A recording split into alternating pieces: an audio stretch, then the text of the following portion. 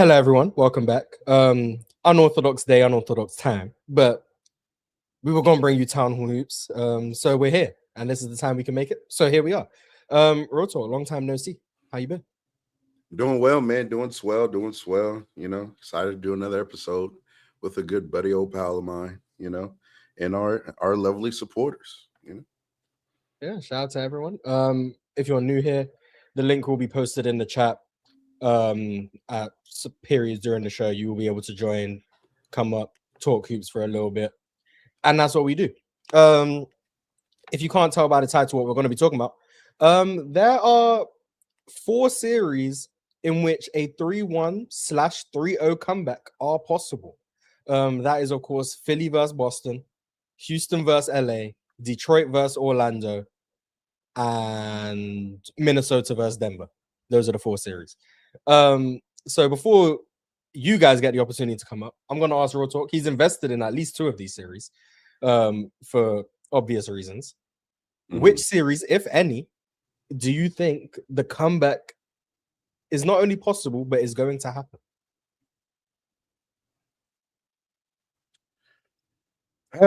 The one I think is more than likely, unfortunately, is Denver, Minnesota. I think tonight is Minnesota's game 7. Like, if they don't do it tonight, Denver's going to win game 7. They have to win today if they're going to win this series. Getting news that Io's getting like downgraded to questionable. Bones is like questionable, so even more of a hit to their guard depth in the first place when they're already missing their entire starting backcourt. Also want to pause here just for a very quick second. You Denver niggas that keep trying to act like missing Peyton Watson and Aaron Gordon having a hammy or whatever the fuck it is, it's the same thing as Minnesota missing their starting backcourt, number one, and their best player. You are disgusting. You're a disgusting human being, and you're the reason why I don't like you and your kind. Now, back to the series. So yeah, if I'm ranking of who do I believe in or which ones to actually happen, Denver number 1. Number 2 for me are the Rockets. I think the Lakers can definitely lose this series. I think that as we go along in basketball, like, people get so, I don't know, negligent or naive to the thing of like shooting variance. Like, we talk about it, but then we act as if it's like not a thing come playoff time or something. I don't know. The Lakers were shooting unreasonably well, Marz, in like the first 2 games. You know what I'm saying? Like, we're hitting 50+% of our overall shots. We're shooting 40+% from 3 as like, it was Luke Kennard is hitting, dribbling back to the 3-point line, turnaround, heavy contest. Like, we were going crazy. I'm winning by 7. Exactly. But the thing that has been consistent for the Rockets, they play in more possessions because they create more possessions. They're going to dominate the glass.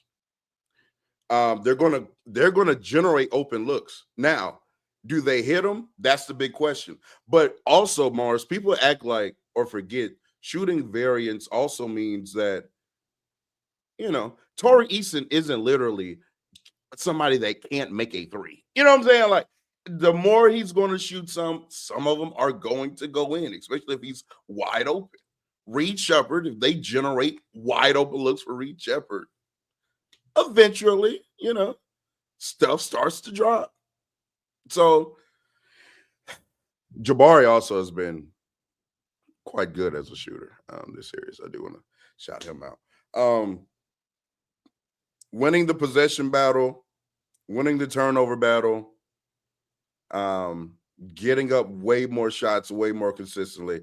If you just aren't god awful, you probably win that game. It's not a hard threshold to climb when you dominate those 2 things.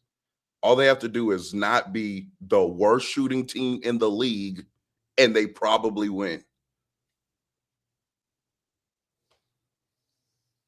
They still could be bottom 10 and still win. They just can't be the worst. Like Their margin that's for it. error is gargantuan, and that's what I Exactly. said after game 1. Was it when I was on PC? Yeah. Like maybe it was game 2, but the Rockets had no reason, in my opinion, to panic.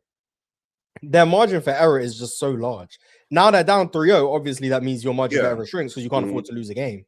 But in terms of like their approach to the game, your margin for error is so big that all it takes is not even hot shooting, reasonable shooting, and you pretty much win the game.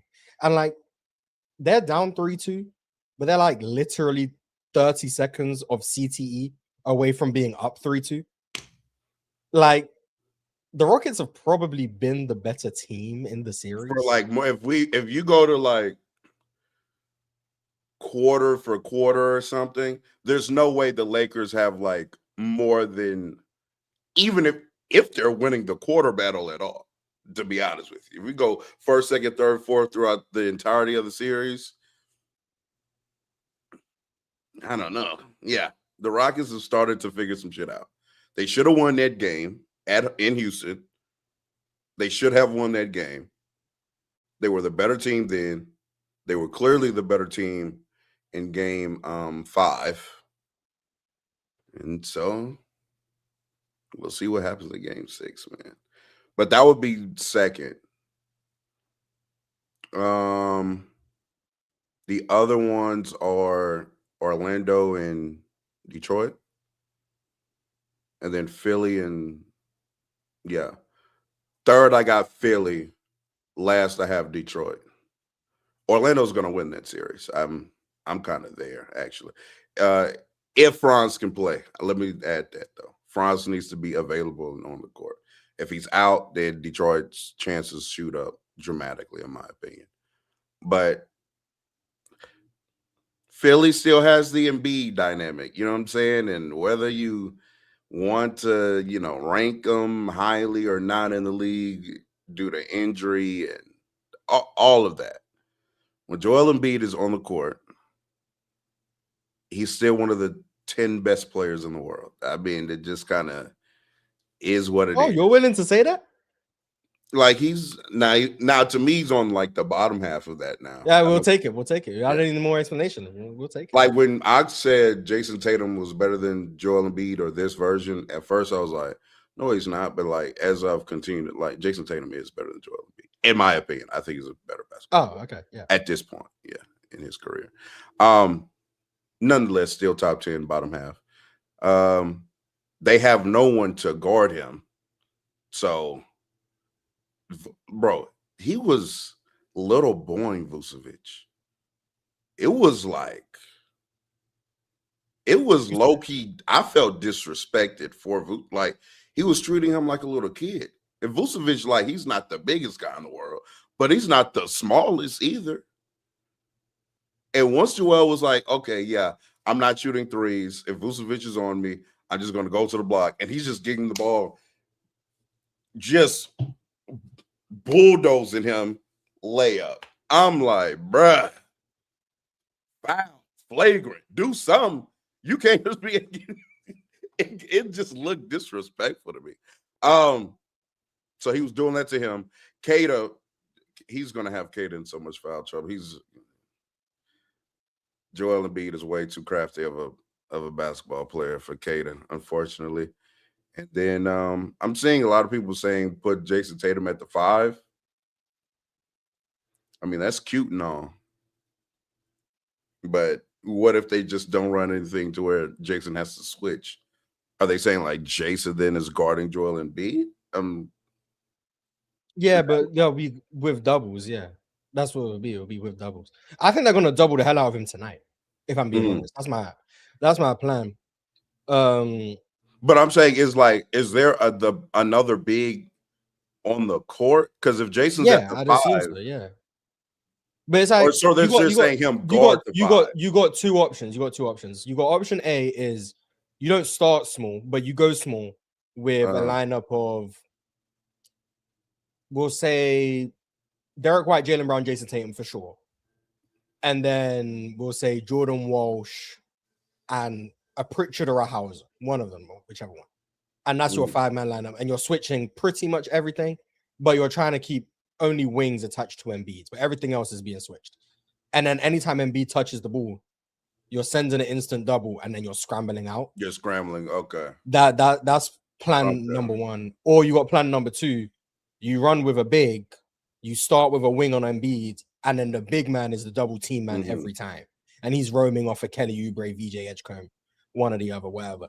And then if the big is in the screening action, if you have VJ screening or Kelly Oubre screening to bring the big into the action, instead of playing drop, you just have to hard hedge and then scramble out to like the weak side corner if you're the big, whatever the case may be.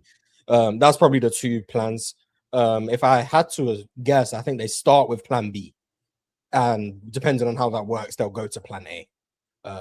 Or maybe they stick with guard Embiid one-on-one with your bigs and die. That's the plan I hope they stick with.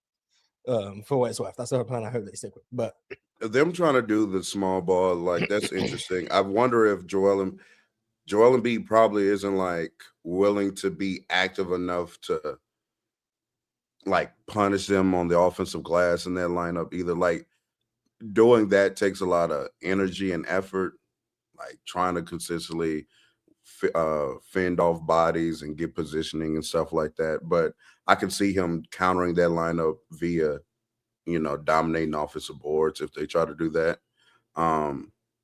Also, whenever the defensive plan does come down to we just hope they miss open shots.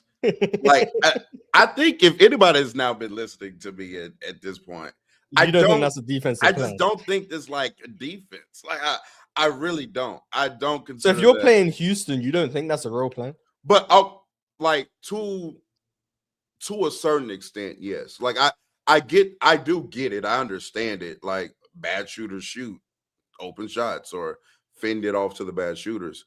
But I just think that the threshold of shooter to me that has to be is like, you have to stink.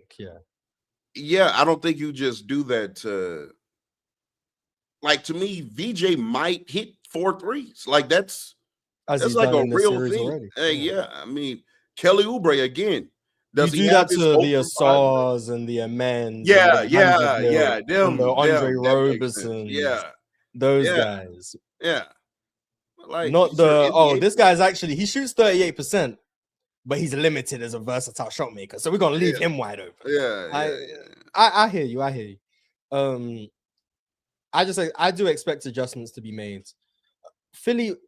Boston also have the tendency of they'll lose a game at home that they shouldn't lose, and then they'll come back the next night and win by 25. And I feel like that's like what's primed to happen, but everyone wants to see the comeback. So like people are probably believing in something more than they should. I'm obviously pushing the propaganda because Philly and 7, but realistically, we know what's going to happen. So to me, that's probably the least likely series for me. Denver being number 1, Minnesota, Denver being number 1, Houston being number 2, Detroit being number 3, and Philly being number 4. And for what it's worth, I think Denver and Houston are both going to do it. For what it's worth, I'm more comfortable with it being Denver for obvious reasons. But like, Houston are just the better team. Now, the way in which they went 3-0 was kind of the way I envisioned like them losing the series. But their margin is still just too big. Like, I think they can lose because all it takes is one game where they go once again 10% from 3, which is extremely reasonable with the Houston Rockets. Correct. But they are just, in my opinion, the better team. And this Lakers offense is just dying game by game. Well, there's only so much you can do. A certain player out there that can't. Who? I'm speaking on Marcus Smart. He's not doing the things that he was doing in the first 2 games. Marcus Smart did enough to get you a 3-0 lead. You better be grateful for what he did. Yeah. Luke Kennard has fallen off a cliff as well. Luke Kennard did enough to get you up 3-0. He did enough. Now there's It's another on one player. man to get it done for the last game. The quote unquote greatest of all time. That's the only person we're looking at right now. Quote unquote. We're not doing that. We're not doing no quote unquote. That's the GOAT, and he's 41. Even with a 3-0 lead blown? Even with 3-0 lead blown? Yes. I'm gonna bring people up now. He's 41. Yeah, that's great. First guest again, by the way. Welcome to the show. What's up? What's up? What are your thoughts on the potential comebacks? Who do you have doing it, if anyone? And talk to us. Well, I do want to start with, I think from one of the first times I came up here, we was talking about like playoff matchups and things like that. And I did note that the games that, or the series that were going to be interesting, one of them was Orlando, Detroit. And I'm kind of glad that it's starting to fill out to something as that. Especially just because I thought they messed up very well. Really bad offenses, but really good defense. So it's just nice to see also Paolo like, hey, I'm back now. I'm actually I'm actually not a good player. Well, yeah, I'm a decent player at bare minimum. I'm a decent player. But I will say Lakers, I think they just got to close it out. I'm not gonna lie. Even though like yes, Houston's the better team. I don't know. I just don't believe a team led by Alfred Sengun can like amount to much. I'm sorry. I mean, but beating the I Lakers. did pick Lakers in 6, so I'm right on track. Like I'm right there. Beating the Lakers without their best player and second best player for majority of the series. Now we didn't talk about him, but you can't talk about him because he's hurt and stuff, and I'm gonna be honest. You really are a hater. That's okay. We're gonna act like the Rockets haven't been clamping him all year. It's fine. I'm gonna be so real though. I'm like when they said Luka was going down and all this kind of stuff, and they wouldn't have Luka in the first round, I just shrugged my shoulders. I might have been hating just because what team I have allegiance with, but I just think the Rockets are sorry. I don't really care. I think no AR, just Braun leading that team, they can win the series against Houston. It's just. Both these teams, with all due respect, suck. Like compared, in my humble opinion, these two teams would have lost to every Western Conference playoff team. Every other Western Conference playoff team would have beat these teams in the series. Pretty much, but I think what makes that's what I'm saying. What makes it the worse. Lakers that have this version of the Lakers, I still think is better than Houston as well. I think Lakers got a better coach. I think Ime sucks as well. I don't think Ime's a good coach. Okay, good to know. I just think Ime's not a good coach.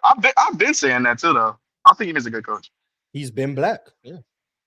It's not because he's been black. It's just because he only has great defensive sets for one player in NBA history, and then every other team that he tries to play against, he only has doubles when he has really good defensive players. And even now, he has good defensive players, but he can't capitalize nothing on offense. He can't make sets. Who are they? I'm just curious. Who are what?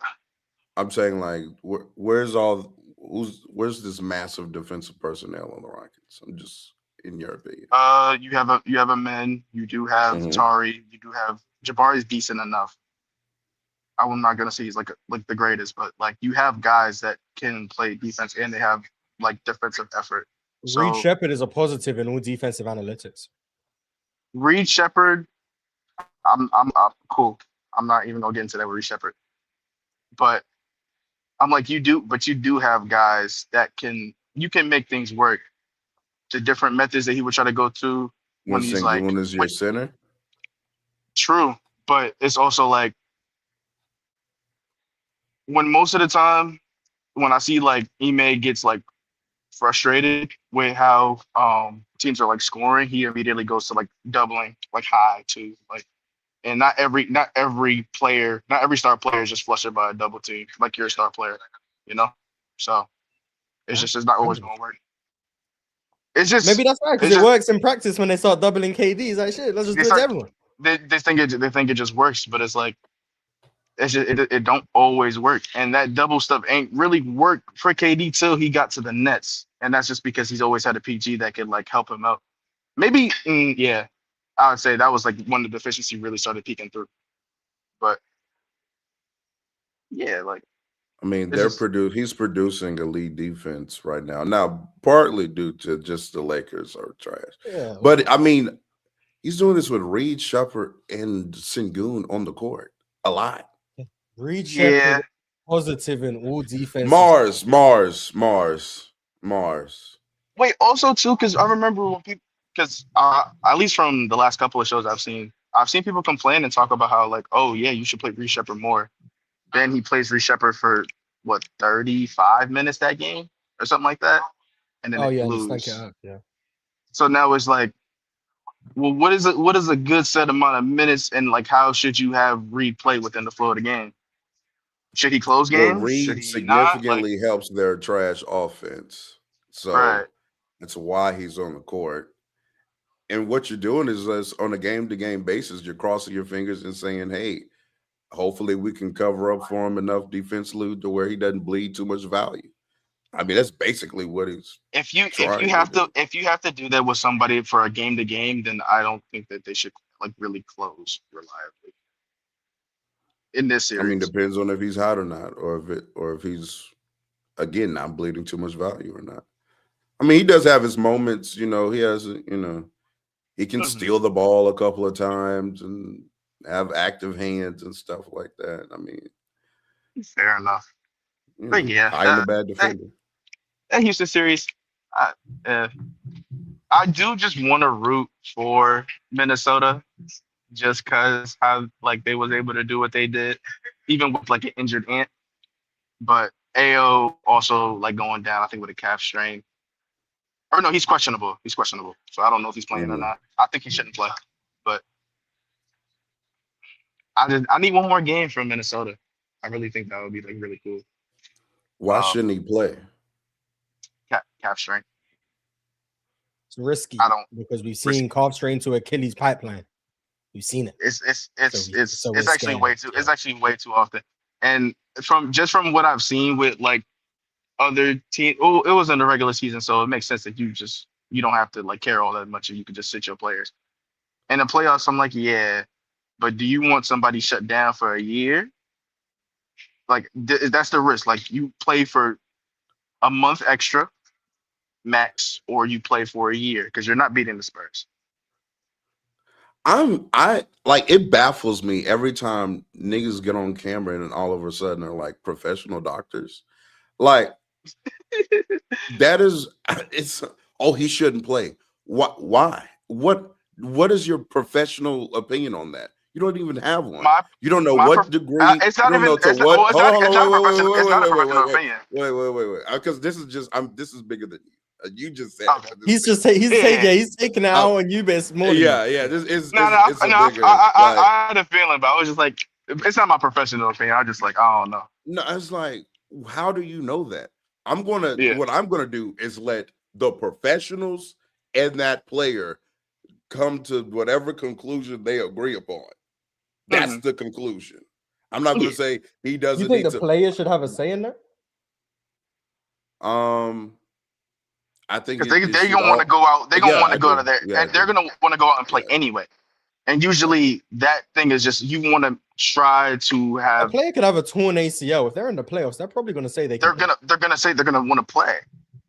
I've watched a lot of players that just like, well, yeah, I have a broken hand, and they still want to play at the end of the season. I've seen a whole bunch of different things. So like, obviously, yes, basketball players want to play basketball. Sure even you weren't even in the league. I'm sure, like, if you got hurt and you felt you could play, even if like logically it wasn't in your best interests. Yeah, no, I played. Yeah, I played on twisted ankles before. I played on a busted knee. Yeah, I have a sister who played in college on 2 torn ACLs until they told her to get surgery. I know, so it's just you would want to. It's within other people's best interests to want to stop themselves from hurting themselves. That's just the mental thing about it. Like that's really it. But if they obviously do what you want, but I'd say from like the medical staff, you want to try your best to preserve your players and not have them be gone for a longer period of time, and you rather just have them on the healthy side. That's really it. For everybody saying that there's so many calf strains that lead to Achilles tears, nobody ever counts the amount of calf strains that are just calf strains. Like Like that happens as well. It's not like were they calf everybody with strains? Yeah, a but calf strain. Were if they there's calf strains in the there's zero. postseason? if there's more than 0, that's a risk that for me, I don't think is going to be worth it in most situations. For me, because but I remember, leave it. If the doctors think a player can play, cool. because play. I For me, remember outside too. opinion, Wemby had a calf strain earlier this season. He got shut down for almost a month. They didn't want to take no chances. So That is, and I think and that's why what I they think the decided to timing do. also matters. If it's playoffs and they're probably going to try to rush them back, that's more of the thing. It's like they want to play for something. They already got to this place and they want to go on a run. So that's why I'm like, I think the timing also matters. Giannis had a calf strain. He was gone for like a month as well, you know? But it was in the regular season. Calf strains in the last 2 years. Oh, Right. you need to look into that. I mean, Suspicious. yeah. It's the same thing with hamstring though too. Like hamstring could lead to something that's a lot more serious, and it can get worse over time because you don't know how it heals and how it's gonna get better. Right, you know? but yeah, most of these muscles, the man, athlete is then get going over. to get in with his team, the professional medical staffs, his doctors, and then they are going to come to whatever conclusion they need to make. The reason why I'm saying this is because there was a player I did this with this year, and now looking back, I'm like, Jason first Tatum? off, yes, it's like that is not my decision to make. If Jason Tatum feels like he is ready to play basketball, if the professional doctors have cleared him to play basketball, if he has ramped up and did everything you need to do to play basketball. No, so what I said. But correct, but even I'm still thinking Achilles, this he needs at least but a the year. difference is that's Jason Tatum not being hurt anymore. Yeah. I'm saying either way, but what I'm saying is that decision should be made with the player and the professionals. I'm saying we shouldn't have any opinion on that. That's what I'm saying. Also, unless it's like crazy, to be like fair, Aaron Gordon out there last year, where it's like, okay, the nigga is like limping on the court. Oh, if it's MPJ was playing with one arm. You know, we've seen multiple series where they just shooting up something into OG Anunoby, and he looks like not even close to the players. Yeah, like he looks, it like almost scared me. I'm like, bro, he doesn't look like he even should walk right now. So you have no opinion on Embiid playing in the Olympics, RealTalk? If I'm the Sixers, I say, fuck are you doing? Absolutely. I'm trying to get him not to play. Yeah, I mean, I get it. But like I also understand Embiid's like, nigga, I have a chance to get a gold medal. I want to go play. And that's his decision to make. Yeah, and Embiid always wants to go play. That's the thing. He always wants to play. No. He wants to avoid playing basketball. He wants to avoid it. Yeah. That narrative is so dumb. I'm not gonna lie, but yeah, I'd say if you can, if it's not too bad, then all right, yeah, play. But obviously, if you're like the higher ups, you would say, hey, not sure about this season. Your best player just went down. You don't got as much help as you think you do. And if you're gonna get into the second round, cool. But like, if nobody don't be able to run and like make a real like go, then it's just we'll just try next year if you can. They're gonna beat San Antonio. You're gonna eat your words if they were to beat Denver, which they're not going to. Denver and 7, but if they were to, okay. So just before we get our second guest up here, the series you said that were most likely to turnarounds were Denver and Houston. No, I don't think Houston. I think I think Denver. I think Detroit. I think Detroit can make it go to 7. I'll be honest. I think they can. That's if I don't know if France come back tomorrow. If France don't come back tomorrow, then it's going to 7. That is a big deal, yeah. Calf strain, by the way. RealTalk. Just who was it? Franz Wagner, calf strain. France got a calf strain too. Yep. So and you see he didn't play. Exactly, yeah. Io set this one up. Yeah. Denver and 7. Yeah, it's just Anyway, appreciate y'all. yeah, thank you for being our first guest again. Good on you. Of course, man.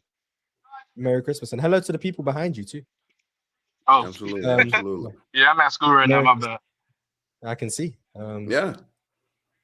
Merry Christmas. Let's bring up our good friend Drago, who was backstage begging to be let out. What up? What up? Yeah, hello. Welcome. How you guys doing?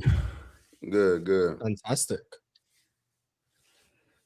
So yeah, what is it we're talking about? This comebacks in the series, right? Mm-hmm. Indeed. Mhm. So I would probably say like Denver is probably the most likely to come back just because their talent advantage got flipped so heavy from the first 4 games to now, where it's just like, yeah, they just have way more talent available than the Wolves right now. And also, I want Denver to win because I would love to see Jokic versus Wemby in the next round. I will, however, hold on to like even if Denver wins, that should not erase how Jokic looked in the first 4 games, because that will happen. We all know, like if Denver won and then beat San Antonio, everyone will forget how bad Jokic played in the first 4 games. So You know, I had to really like, I had to go to my prayer closet, Marz, and really just have a conversation because I'm like, what kind of mean joke are you playing on me right now, Lord? Like, I had already, I've said what I've said. I'm putting out videos. I'm victory lapping earlier, and then is this a punishment for my lack of humbleness? Like that's what I'm trying to figure out because there's no way that they're actually about to win this series because Anthony Edwards is out and goddamn Dante tears his Achilles. Are we dead ass right now, bro? I'm not And listening to Io. the injury excuse. No, I'm not listening to it. That's You a got- you you got- problem. Yeah, exactly. That's what I've been told. There's no such thing as injuries. Doesn't count. If you lose, you So, lose. There's no Wait, such so thing. this means Jokic just goes through and. So Jokic would have gone through and then when Wemby gets hurt, Facts, the next exactly, race, facts. goes through Wemby, and then when Shea tears his Achilles or whatever in the conference finals, goes through Shea, and then I don't know. First off, we're going. I did the same thing. Let's not hope for that. But yeah, that's exactly what that means. So yeah, injuries don't mean anything. Luck is not a thing. It was willpower. It's He willed. It's that going to be to happen. Jokic's willpower. Jokic willed his way through this series. He willed he willed Dante's Achilles to snap. That's what he did. So, Imagine if he then goes up against Embiid in the finals and Embiid stays healthy. You know what? That'll make all of this worth it. Because that means You know Joel what's Embiid will crazy? average 45 points per game in the finals. So I will be happily here for it. What's crazy is like, I wonder, I really like after Penn said that, I got to wondering like what makes people say stuff like that. Like, oh, it was his willpower. And it's like, I think people forget they base like probability on the result and don't understand, or they just forget that it's probable every single time. Like if I flip a coin, every single time I flip that coin is going to be 50-50. Even if I get 4 heads in a row, the probability every time didn't change. So like it's gambler's fallacy. The coin didn't will itself to heads 4 times. Like, that's not what happened. I think what it is people don't view like Kawhi hitting the game winner that bounced 3 times as luck. Like they legitimately, it's like, yeah, that was on purpose. That was skill that went in. Like with the Halliburton shot last year. That's what it was, elite touch. Yeah. And I'm like, okay, for sure. I've been trying to make this point about like if Ray Allen doesn't hit the shot in 2013, that doesn't all of a sudden mean LeBron is a worse player than he was before. Like, yeah, LeBron had nothing to do with that shot. Like that shot is in the air. What happens? Well, he missed it well enough to where it came to Bosch for the rebound. Because if he would have airballed, maybe Bosch doesn't get that rebound. Or if he would have missed off the left side of the rim, then it would have gone that way, and then Bosch would have got the rebound. So really, Bron did have something to do. The ultimate example of this is Kareem. Is obviously Kareem in 1980 when he misses the game 6 and they win. And I'm like, yeah, you're gonna tell me you're gonna weight Kareem worse if they lose a game he wasn't there for? Like, okay, let's be serious right now. He wasn't even like leading. He wasn't. You can't give him the leadership plus because he was in the building. He was literally not there. And then there's the other side of this where, okay, if he's there, then all of a sudden Magic Johnson has one less Finals MVP because the producers won't trump. Like, okay, yeah, let's be serious. Luck exists in these conversations. Like, there's such things as out of your control. It's two things. It's people just wanting to use nonsense to prop up guys they like. Then it's also people just wanting everything to have a higher purpose. But it is a little hypocritical if you have a stats degree and bring up like statistical numbers all of the times that relies on these things being luck, like EPM, for example, and BPM. He got mad Like- that you were using numbers in your argument. Numbers that he will often quote. I know. By the That's way. why. Yeah, Like that people haven't realized that my argument, like, sorry to cut you off. People haven't realized that my argument in the last like week and a half, being heavily predicated on off It's based on the stuff that is they based use. on the precedent that That's has the been set reason by that like, fan yeah. base. It's I not caught I on to that believe too. X so player is ridiculous better that they because try of to these act numbers. so obtuse Like to that they're fact. acting oblivious. They think I'm using Oh these my numbers to try and God, paint man. said picture when I'm using those numbers because that was the precedent that was set by them. But It's now so all of a dumb. sudden these numbers need all of this context and they actually It's don't so mean that dumb, much. I'm man. like, I'm only using those numbers in particular because net on-offs and net ons and net swings and all of those things have been used for the last 3 years to push Jokic propaganda. Now I'm using it against Jokic. All of a sudden, it's problematic. I don't know how people haven't clocked onto that yet. But Yeah, I clocked the moment you said it. I was like, yeah, I see. Because it also surprised me a little bit because I've heard the other arguments so much. Because it's obviously like we use regular season numbers mostly because it's a bigger sample, so that does make sense. But not to talk about narratives all the time, I did actually have something I want to bring up about the second most mentioned guy on PC, and that's Scotty Barnes. Been amazing this playoffs. I love watching him play. Like he had a great, like I can't even begin to describe what kind of player he is because he's so good at like everything outside like shooting the ball. And even like shooting the ball from three, he had a couple of mid-range games. So I was like, he was using his strength to get like deep in the mid-range and hit a shot, like, and it just looked like Kawhi Leonard, like 1-to-1 for me. And I was like, yeah, that looks really nice.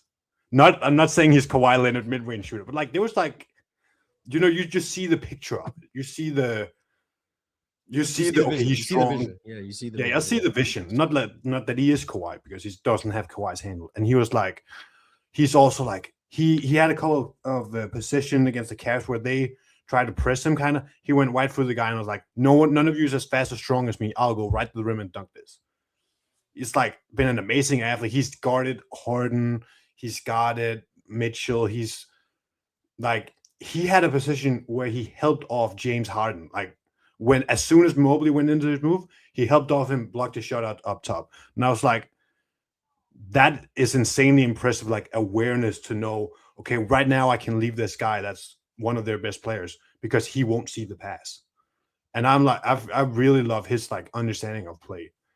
He's been a top 5 player this playoffs to me. It's real funny that I get criticized about loving athleticism and athletics.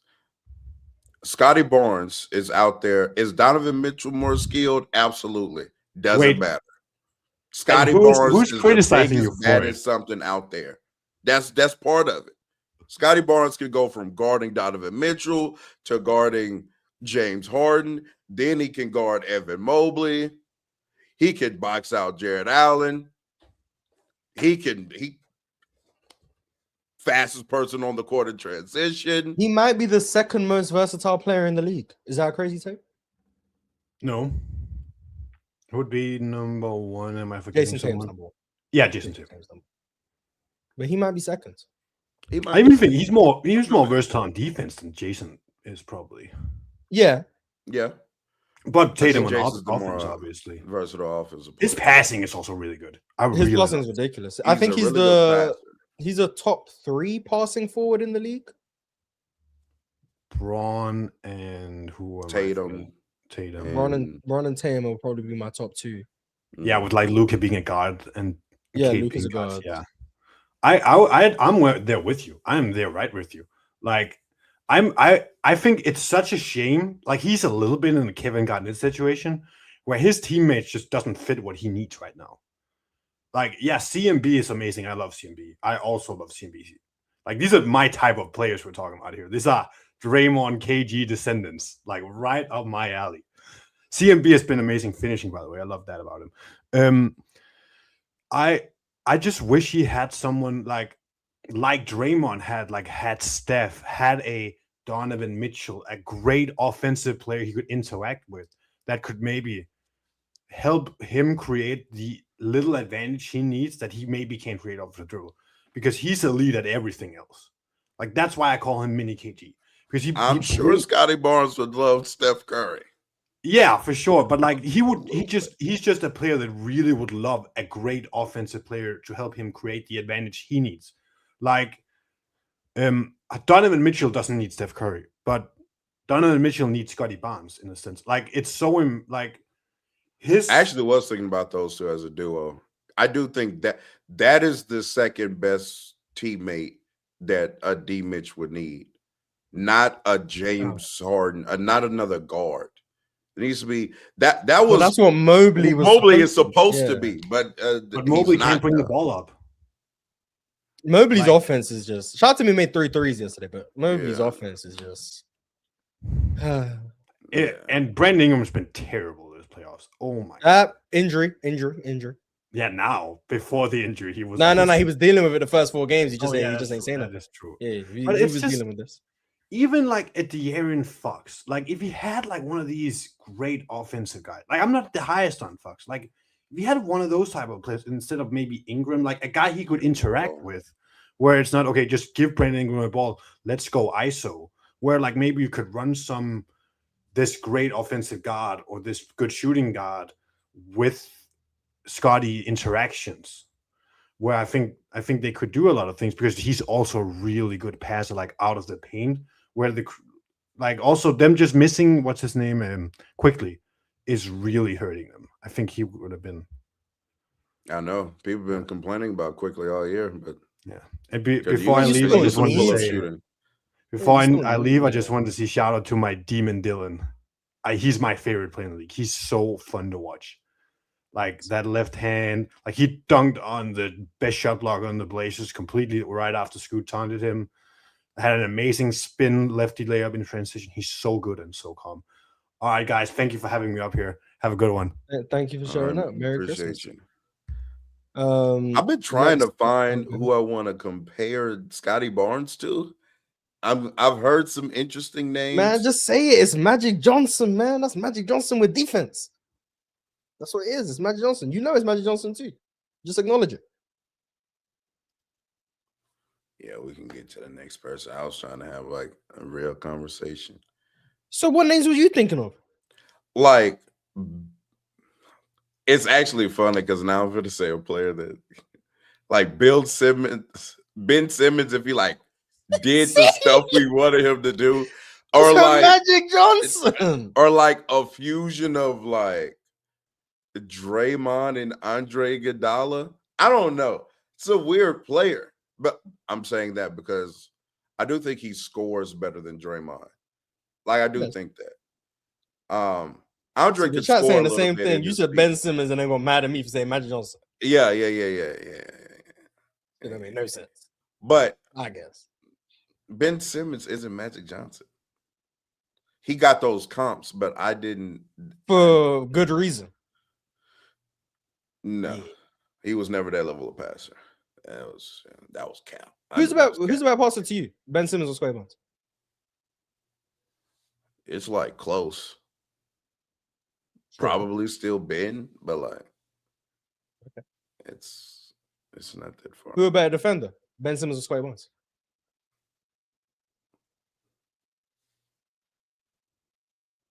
We talking about like Ben when he was like Benning? Yes.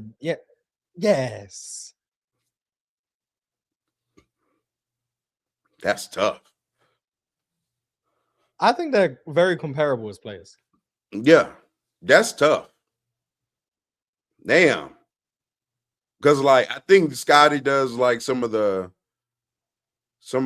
bigger forward stuff better. Like I think he rebounds better.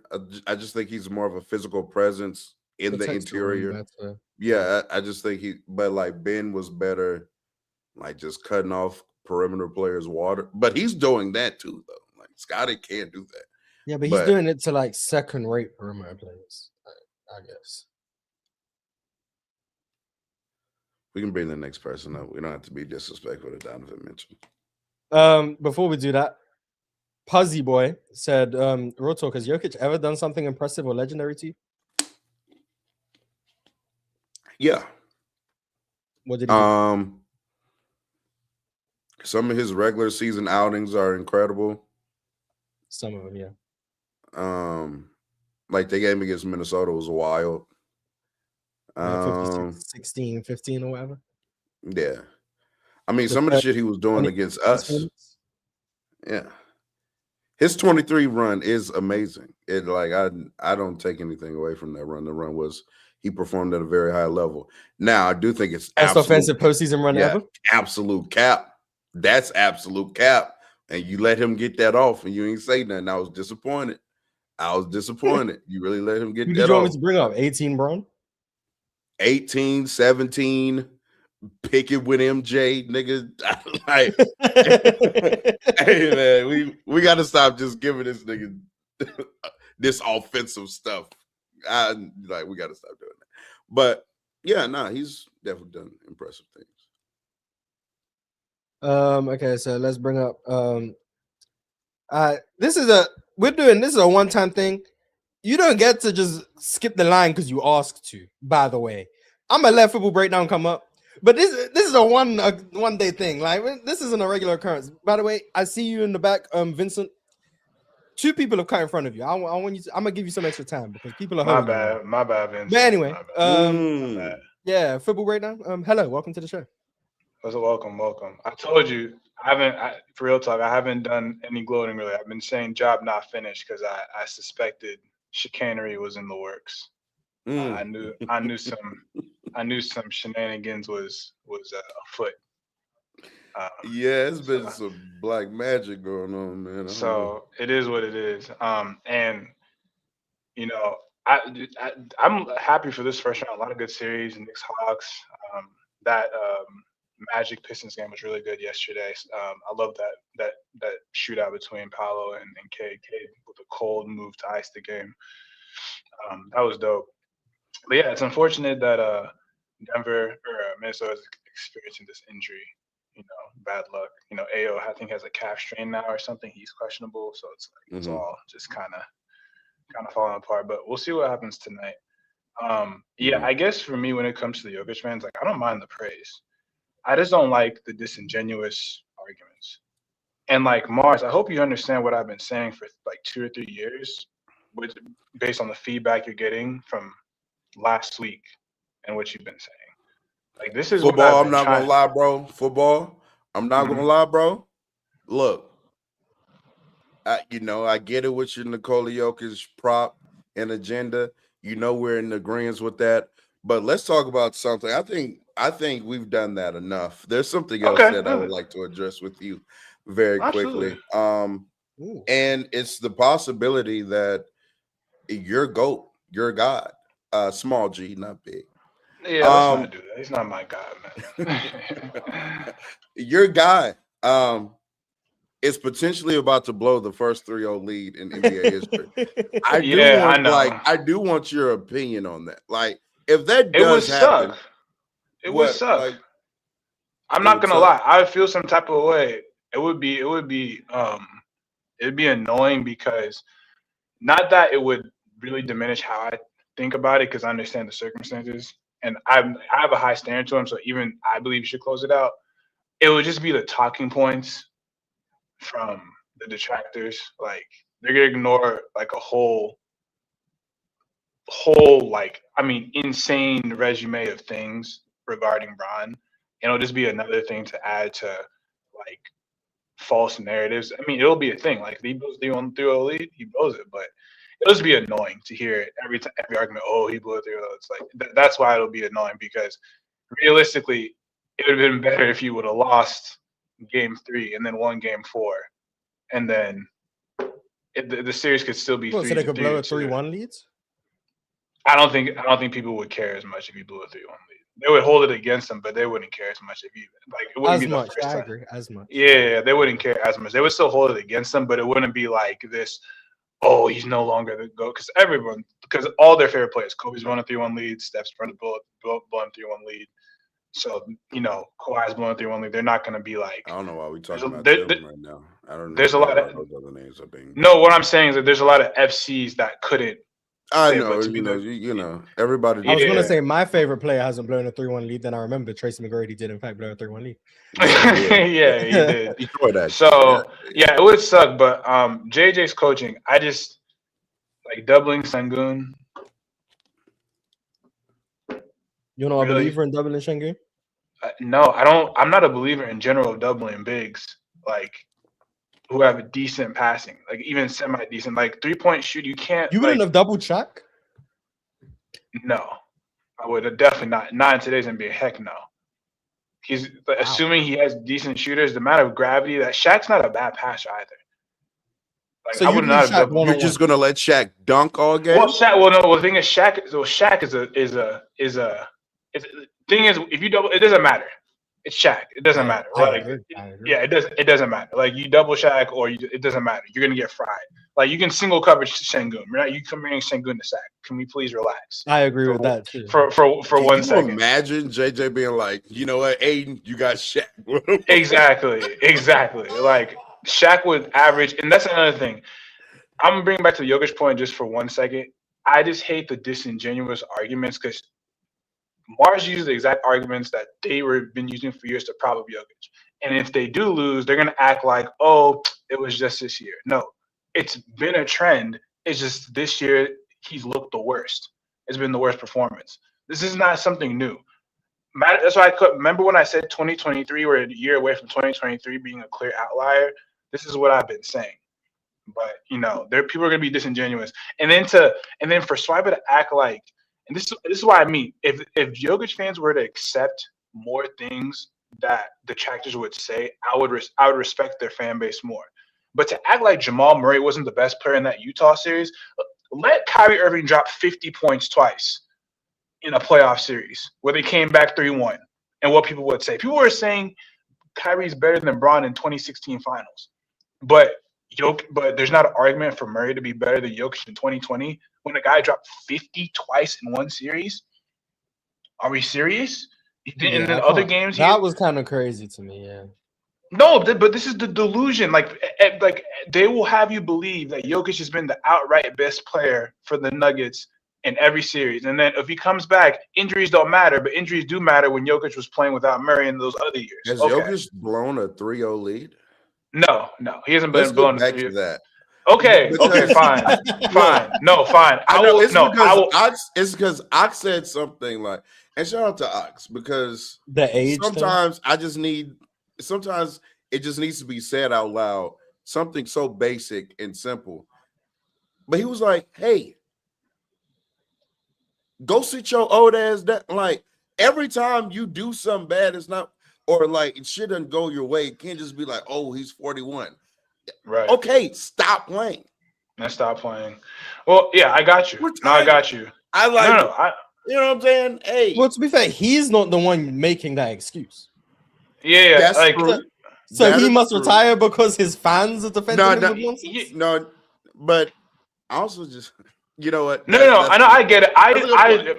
But you've heard me speak about Bron. How many times have you heard me bring up his age? How many times have you heard me bring up his age in any discussion? I don't. I really don't use the age for against him. Like, yeah, it would be nice, and I think it would be. And more so, it's not about his age. It's about the fact that Luka and Austin are out. That's what's impressive about this series. That's what to me. That's what's allow me to give him grace. Like your two of the high scoring backcourt is out, and you're still able to get a 3-0 lead. I would just say JJ, as long as You know, like Aiden's played very well this series. I think people need to apologize for what they said about Aiden. Aiden balled out yesterday. He had an amazing game. They just need to not leave shooters open. Yeah. They need to not leave shooters open. At least can I say this then, football? Because this is also something that's very true. Shout out to Jerry, just brought up in the chat. It's like, so LeBron has a better game when KD played and has like good game one or whatnot and stuff, where he got a lot of assists. Cool.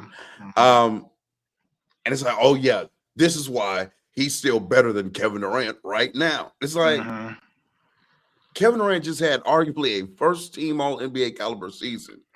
And LeBron had sciatica and was mid for like half the I don't know how that to me seems like reasonable to y'all, but then y'all see all of the delusion everywhere else.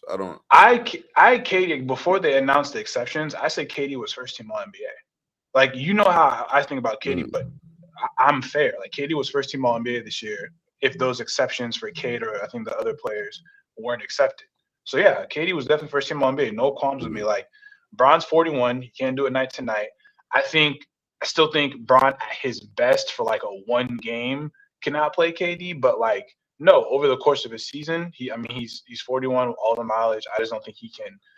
LeBron is a top what player to you in the league right now? Let me ask you. If I'm being honest, 15. I'll be honest. I genuinely think that because. Do you think LeBron is better than Scotty Barnes? I'm not gonna lie. I haven't watched too much Scotty Barnes this year. I value playmaking a lot. I haven't watched Scotty Barnes, so I can't make that assessment. I would say I'd rather have LeBron, but I can't make that assessment fairly. So I think we're at a point where you gotta add the caveats when it comes to Bron's. How good? Like in the playoffs, for instance, right? For a series, for a game, because he's not bad. Playoff run. Because the answer in terms of how good is Bron changes depending on which scenario. Yeah, for me, if you ask me who the better player is, I'm thinking for a season. Yeah, for a season, I'd rather have. Yeah, you'd probably rather have. He's too old to sustain it night to night. Like he's gonna let off the gas. So I'd rather have Scotty Barnes, a lot of other players. But for a playoff series, like for instance, right, would Boston be better with a Jaylen Brown's like first or second team All NBA? Would Boston be better with a Jaylen Brown or LeBron James this year in a playoff series? To me, Jaylen Brown. You think so? Well, I think Brown. I think with that shooting around him and a better, I think Brown would be better. But again, that's preference. You know what I'm saying? That's just me. No, that's also delusion. That's not. I don't think it's players playing right now. I think Bron that are clearly better than LeBron James. Bron has the benefit of the doubt on his side. So the good games are like, this is who Bron is. The bad games are he's old. So when people think how good is Bron, they're gonna think of the good games and say that player is just as good as all of these other players. Like that's just how it goes when you get to this certain age and you're LeBron. But I'm saying that's delusion. I don't think it's delusion. I agree. But because for me. No, for a series, you can't be a top 15 player. You can't be a top 15 player. Like, and I'm fine with the when healthy argument, as you know, Joel Embiid fan. Hello. Like, I'm fine with the when healthy argument. Right. But LeBron's argument isn't a when healthy argument. It's a when fully rested in this situation. If he only has to play one game every 6 weeks, he can do that. Like, at that point, he's just not as good as these other guys because night to night, he can't do it. At least when I say when healthy with Joel Embiid, yet he played these games in a row. He played them. Like, I saw it. LeBron is like, even in this series, I don't think LeBron's been that good in this series. Like, I think he's been, but he's LeBron James, and he had a couple good games, and we ignore the fact that he had an 8 turnover game, but God forbid Kevin Durant has an 8 turnover game. The sky is falling. But it's fine, because he's 41. Like, we're at a point where all year long, I've been watching LeBron struggle to create separation on the outside. All year long. All year long, I've been watching LeBron struggle to make jumpers. All year long, I've been watching LeBron have no lift when he gets to the rim in traffic. All year long, I've been watching that. But he catches a couple backdoor lobs, and all of a sudden, it's LeBron is top 15. LeBron wasn't even an all-star to me. Like, LeBron wasn't even an all-star caliber player in the regular season this year. in my opinion. Fair enough. Especially To once you teach his get own. too Teach his own. I just value. I guess I just value the playmaker. I still value his IQ. So if you call me delusional, I mean, I value the IQ for sure. Like, yeah, he can dissect a defense like with his eyes closed. The issue is he can't hit the pressure points in a defense consistently to then dissect the defense the way he wants to. Is it not clear as day that Scotty Barnes is a better basketball player right now than I'm gonna run the poll on Twitter. No. If he is, I told you I haven't watched, so he probably is. Like I'm not fighting you. Okay. That's what I said. So I haven't watched, so I'm not gonna make an assessment of a player I haven't watched. So, but if he is, he is. I'm not like super protective. Oh, he has to be this. Like if y'all say LeBron's top 30, all right, cool. I'm not gonna hold your, ring you. So, but I will say this before I get off. I need you in Real Talk to really think about the context of the name Magic Johnson and just refer to him as Magic. Oh, nice. Because that could allude to his manhood being magical. Yeah, which rumors are probably was, but I never got to experience, unfortunately. So I wouldn't know. But I'm not saying his fake name. I'm cool on that. You're not saying Irvin? No, I'm not saying his fake name. I'm not saying Magic J. Well, I'll call him Magic Johnson because double entendre. Yeah. All right, y'all. Well, hopefully Denver closes it out tonight. Real talk, and you can do your victory lap. I mean Minnesota. Oops, Freudian slip. It's a jinx. It's a jinx. Okay. He's exposing himself. Magic Johnson. But anyway, always nice. Yeah, Merry Christmas, football. Merry Christmas, y'all. Okay, a couple super chats, and then we'll bring up next people. Spanish Jose TV said, "I know 41 is 41, but when does the minutes played become a factor? And do you guys think JJ could do better managing it? So, do you think JJ could manage Bron's minutes better?"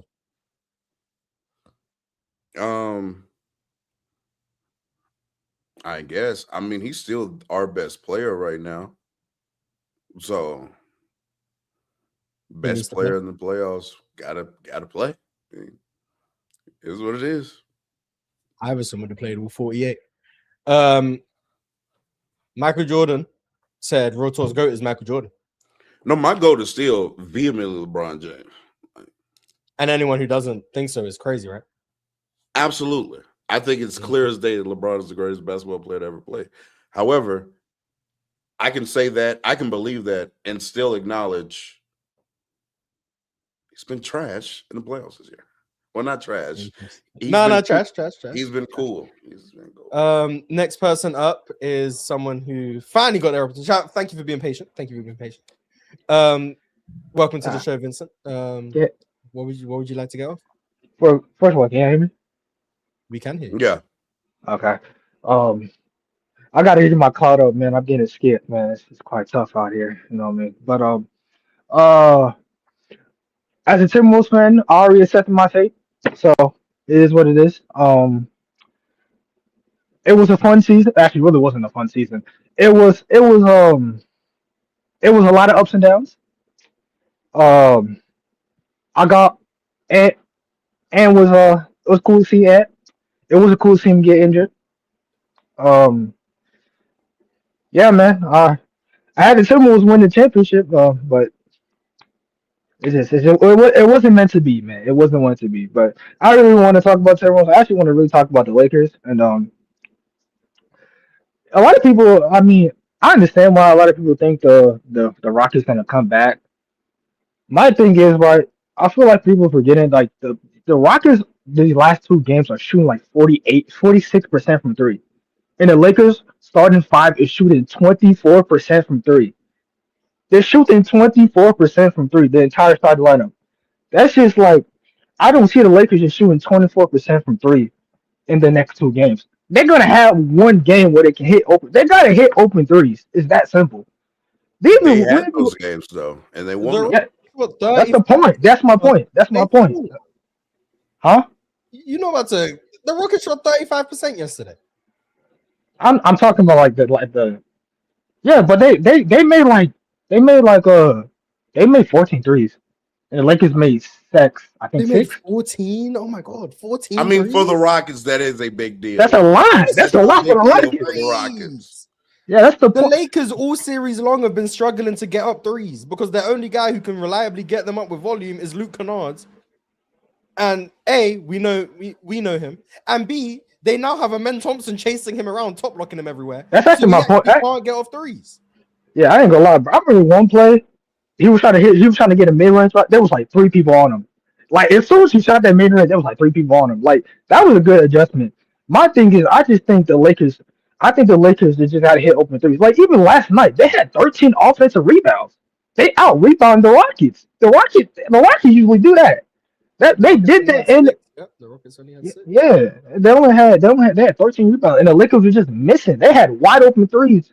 LeBron was 0 for 6. Austin Reeves was 2 for 3. That man couldn't make a wide open layup. Oh my god. That man was 2 for 8.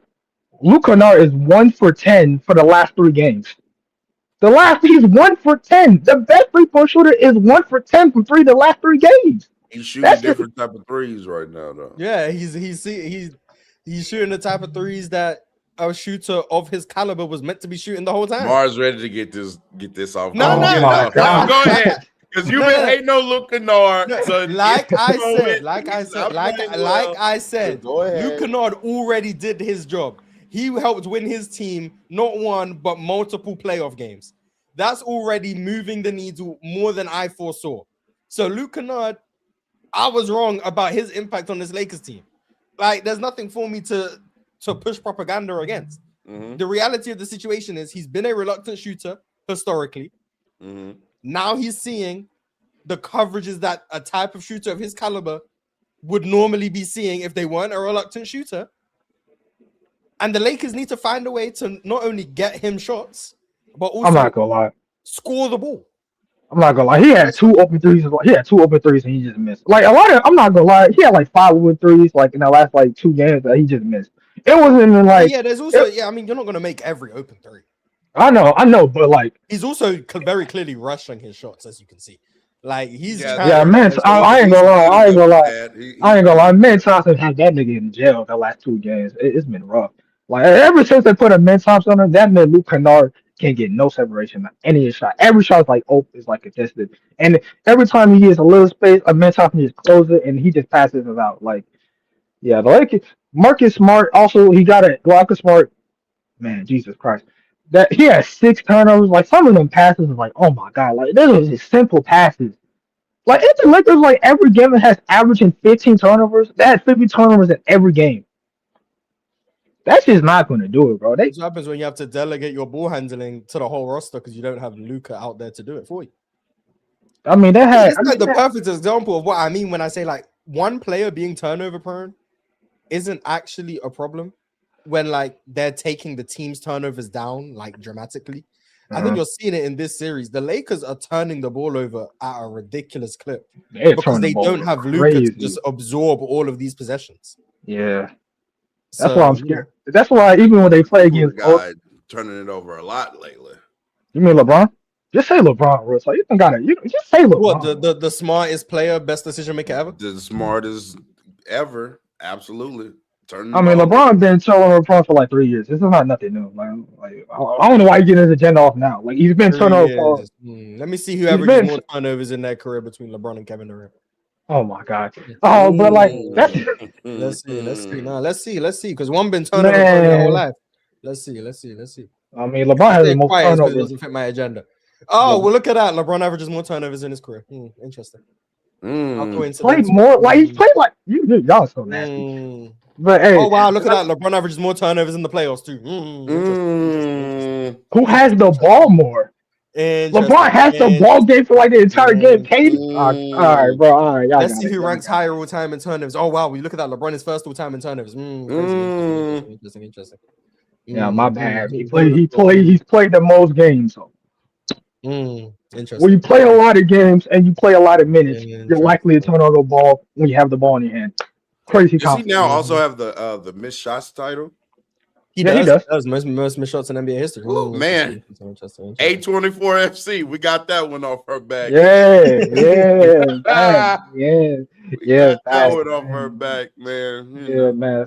In fact, if only that man.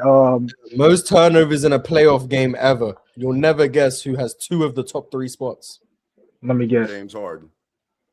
Hell no. Oh no, he does also. But there's another person who does. You'll never guess.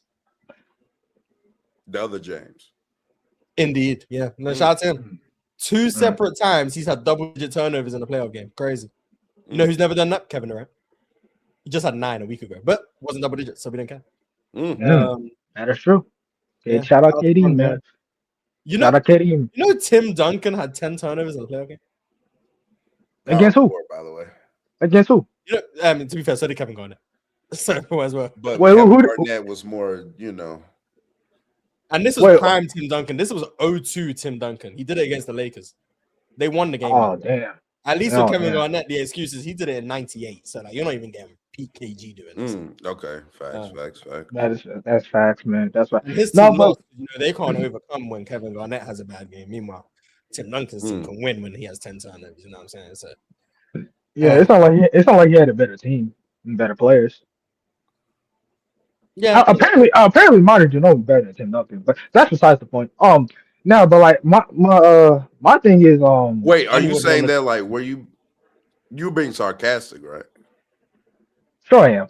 But like I was saying, like yeah, like the Lakers just got to hit open shots. I may have to shift my focus from Tim to Manu for doing this. What? Manu Ginobili a better player than Tim Duncan? I didn't even say anything. Okay. You just gotta. Ginobili wasn't a better offensive player than Tim Duncan. You know what's funny about you need a yell like Manu. You just gotta yell that real talk. But that's besides the point. Yeah, like the Lakers just gotta hit open shots. It's that simple and not have 20 turnovers every game.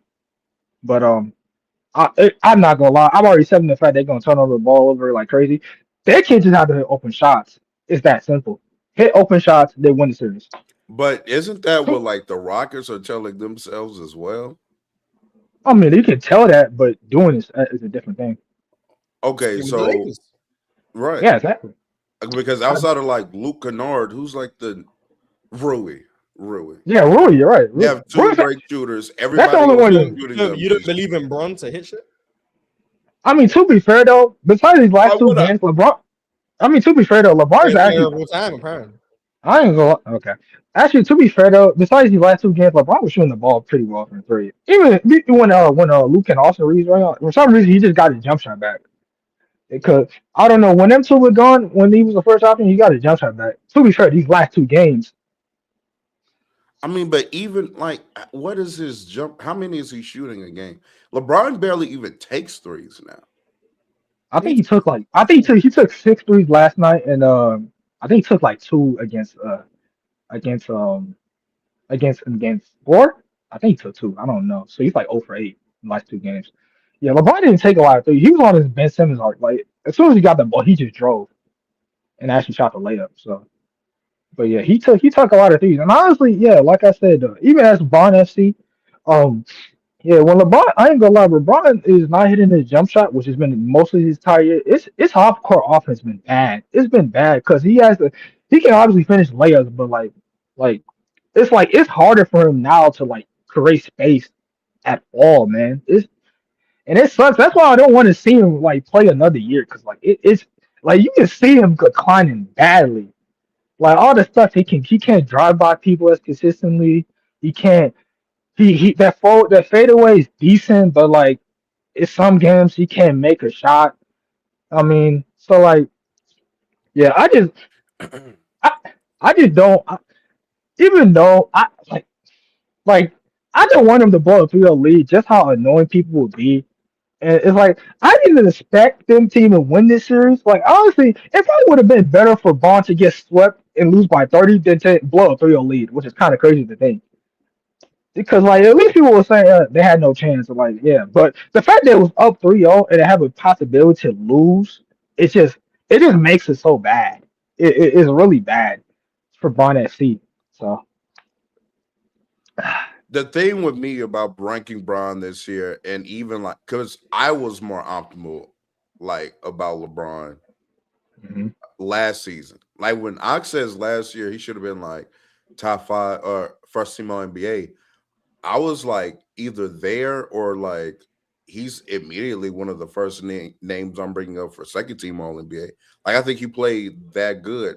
But what LeBron missed, in my opinion, this year compared to the other years was like the great stretch where it's like, oh yeah, he does put on a good amount of games during like the second half of the season or like December, post December and stuff like that, where he's putting together like 25 to 30 straight game sample size that I warmed up a little bit early on in the season, but now I'm playing right back to damn near top 5 to 7 in the league level. Like he's done that now repeatedly the last couple of seasons.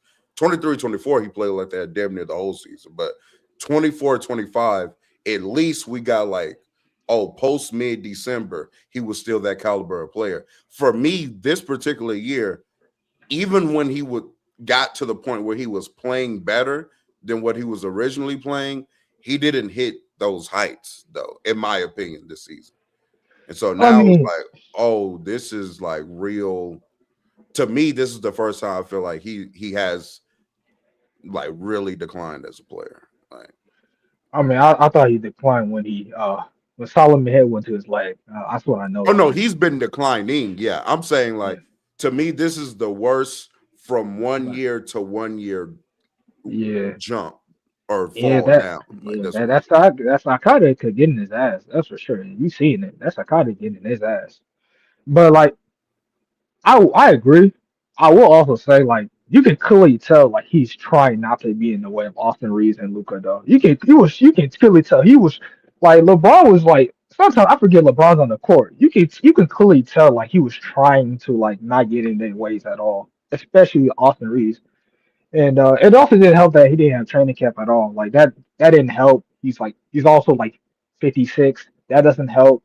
He's old. Like you can clearly see how tired he gets in games now. Like even these like last like these playoffs, like you can clearly see how exhausted he is. It's like it's clearly yeah, he's clearly getting worse. And I mean, wow, he finally got worse at 41. Hey, hey, he had a good run.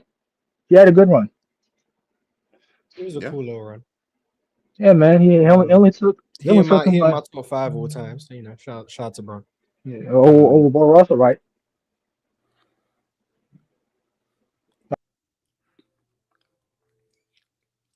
Michael Jordan with a super chat said KD is the GOAT, then, right? Hey, let's talk about it.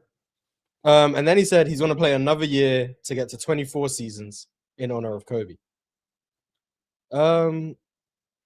I will say I do think I do think the league will be weird without LeBron James in it. It is. Like all I've ever known is LeBron in the NBA. Yeah. So it's gonna be weird.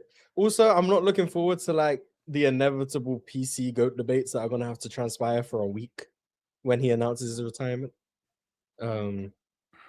That's gonna be a boring week. Gonna get a lot of views, so yay. But gonna be a very boring week. Vincent, you're not coming back up, by the way, just so you know. You don't get to slander Bill Russell and come back on the stage. So just thought you should know that. Yeah, we run a dictatorship around here. So yeah, that's tough. Mm-hmm.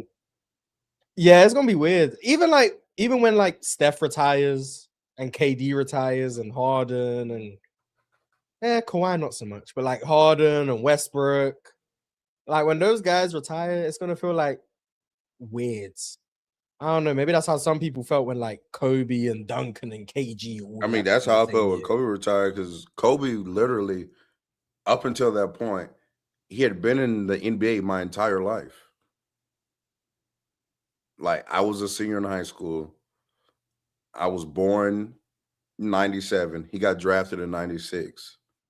So my entire life, Kobe Bryant was a Los Angeles, a Laker. You know what I'm saying? And my favorite player of all time. So it was like, damn, he really not going to be playing no more. Like I'm going to click on the Lakers and Kobe will not be playing. Like that was wild. At least you got to see Brandon Ingram. Nah, facts. He was cool. And then LeBron, obviously, 04. So he missed like my early years. But Your like, formative years yeah, before you even knew anything, bro. exactly. Yeah. So Yeah, Brom really like. He's not the first NBA player. I still knew of Kobe before I knew of Bron. hmm But like, Bron's just always been there, and he's always been like the center of attention. hmm Not by like his choice or whatever. I don't know, but he's always just been there. So yeah, Bron retiring is definitely gonna be weird. You're just gonna be watching the next season, and then find ways to make something about LeBron James in some way somehow, because it has to be about LeBron James. If that happens, I am very curious. No, like that ass. I'm so curious what the first year without him from a media like landscape standpoint, what is it going to look like? Because they have leaned on LeBron for content for 23 years straight. But particularly like especially Miami forward though. Like he got attention, he got like the adulation and stuff like that. But like once he made that decision and then Heatles happened, then forward, it was scrutiny to the highest degree. Like it was crazy. And so I'm very much so looking forward. And maybe it is Wemby, but I feel like Wemby will then start getting compared to LeBron. Like I feel like that's going to happen. Like, Oh man, yeah. That's gonna be interesting. Textonic said, how much of Minnesota's issues does Scotty Barnes solve if you replace him with Julius Randle? How much better do the Timberwolves become? I mean, I think then they're the best defense in the league. Well, no, second. I'd be forgetting that OKC. Yeah. I'd You be think they're like better than Pistons? excluding them. Yeah. Like statistically or like eye test wise? Eye test. I don't know if they'll probably like because statistically Detroit was actually like kind of close to OKC. That's what I was asking. Yeah, but I don't even see them remotely like this. Yeah, that's why I had to. Yeah, okay. Yeah, OKC passes both tests like with flying colors. It's like, you look at defensive ratings or offensive ratings, but then you see the defense or you see the offense, and you're like, the Knicks being top 10, yeah, facts. Yeah, whatever. But they're like, sometimes it matches up. Like OKC has generational defensive ratings, relative to era, and the personnel is like, oh wow, you do have Alex Caruso coming off the bench. It's like that's pretty cool. Okay. Super chat, you're not gonna like this one, but you can explain. He said, I don't understand how Kobe's game is fun to watch. Not even just Kobe, but a lot of guards. I don't understand how a player who misses shots more than he makes them is fun to watch.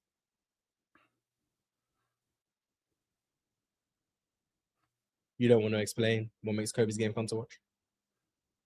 I mean, if I have to explain that to you, then you just don't know ball. So I'm not going to explain something that you don't know. Okay. Couple more people in the back. Let's bring up Eli. Hello, Eli. What's up, man? What's up, man? How you doing? Do y'all remember last year, first round, the Rockets and the Warriors? The Rockets almost came back 3-1. I was rooting for that because, I'm Steph Curry kind of annoys me. I appreciate the greatness, but I wanted that to happen again. But history, he would. I'm sure him and Draymond wouldn't allow that to happen again. Mm-hmm. But I really got a feeling that they may come back 3-0. They may be the first team to do that. And, Ime's been getting a lot of, shit because, how he's been coaching offensively. But I think this is something he can hold his hat on. Historically, he'll be the first coach to come back from 3-0. I think, obviously, without Luka, the offense is not looking really good. They're not a good three-point shooting team. The Rockets have confidence now. They're younger. LeBron, he can't really create for himself in the half court as much as he used to in his prime. But I really more so want to see the Lakers face the Thunder in the next round. But, it's going to be a bludgeoning either way, whoever faces OKC second round. We all know the finals is basically the Spurs and the Thunder. I really don't know who wins that matchup, rooting for both teams though. I like to see the greatness of two young phenoms, Wemby, Shea. I really just don't know who's gonna win that series though, but I kind of favor the Thunder. But do you guys really think realistically the Rockets come back to Rio? I think they can. I don't think they will. Because I just think it's hard to win 4 straight games ever in the playoffs. It's hard to sweep a team. Having to do that when you can't afford to lose a game, Mhm. especially when you're a team as volatile as the Rockets in terms of just shot making, decision making, ball That's a good handling. point.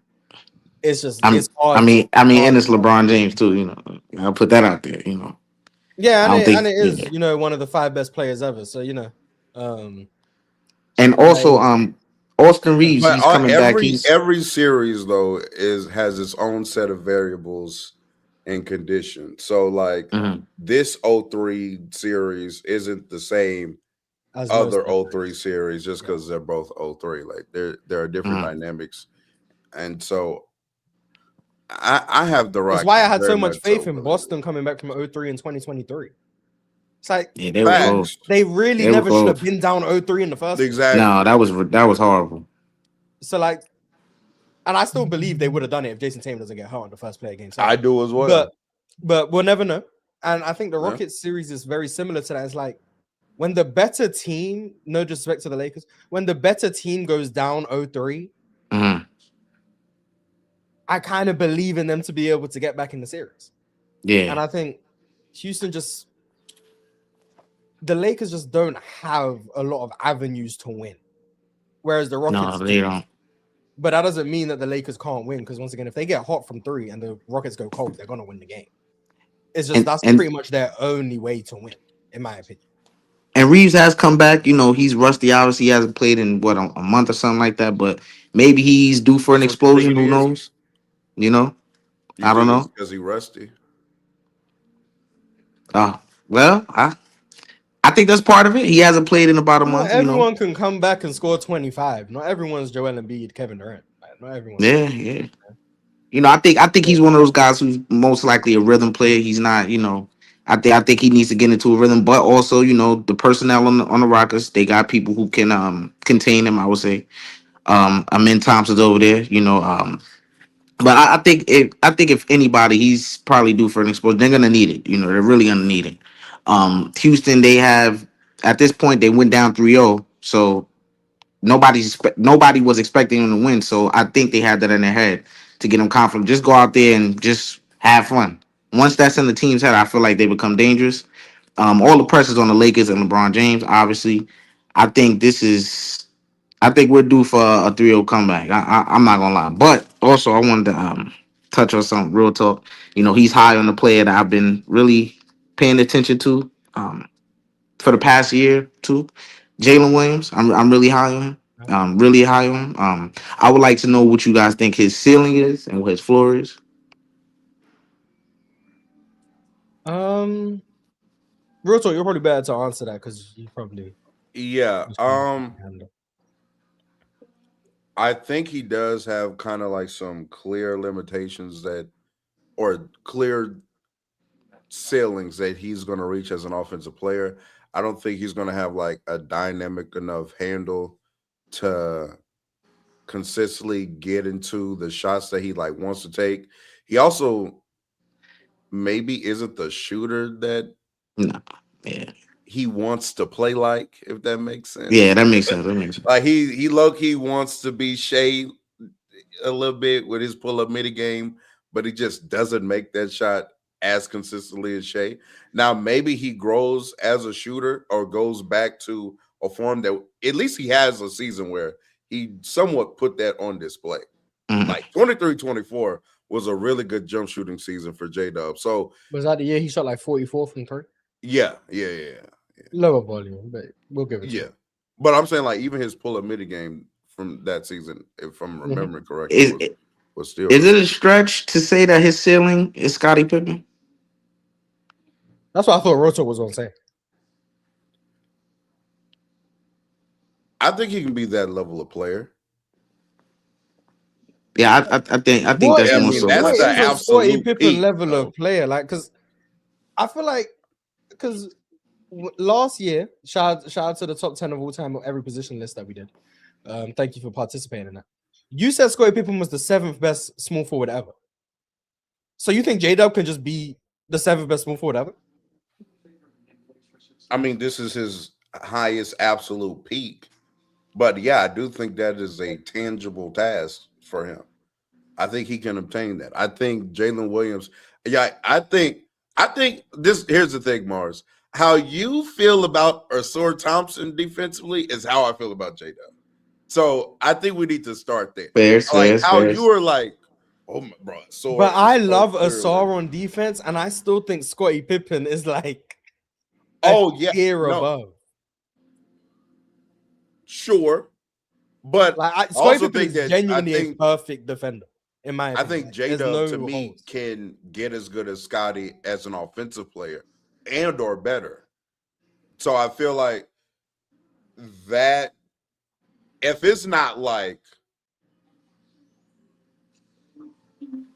maybe someone he's actually not Scottie. Do you think he can be better than Paul George? It's like slightly worse. You said what? You think J-Dub can be better than Paul George?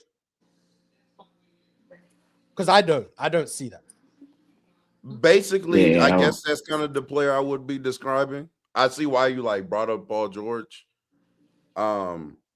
That's but I don't think he's ever going to be that good of an offensive player. Yeah, it's the offense. That's why I'm shitting out of Paul George. So I don't think J-Dub will be as good as Jimmy Butler was.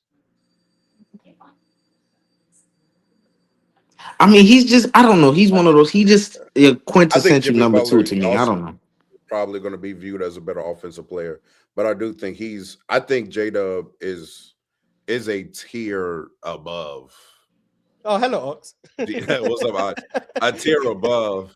Yeah. I defended Scottie Pippen's name. I defended Scottie Pippen's name. I was defending Scottie Pippen's name. It's crazy. You think Jimmy Butler is comparable to like J-Dub defensively, like at his best? You asked me that before.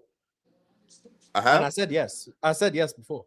I think they're different. I think J-Dub offers more in the sense of versatility in terms of I can rim protect, I can guard POA, I can do all of these things. But Jimmy Butler was like a monstrous off-ball defender in like his prime. Like his perception, his ability to make early rotations, blow up plays, like the deflections he used to get, like all of that was extremely valuable to me. I think they're comparable, just different skill sets. I wouldn't push back if someone said J-Dub's a better defender. I don't think I pushed back on you when you said it. But then offensively, I do just think there is a very substantial gap in terms of how they. But do you think Scottie Pippen was as good of an offensive player as Jimmy Butler? I'm higher on Scottie Pippen's offense than you are. I think, but like, I think Jimmy Butler is a better offensive player than Scottie Pippen. I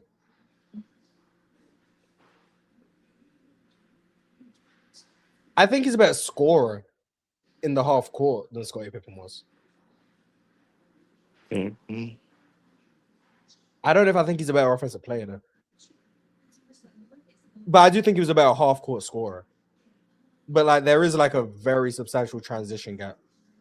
And a very substantial. Scottie is a monster in transition for sure. And there is a very substantial passing gap that I do value both those things. And it's not just a checklist argument.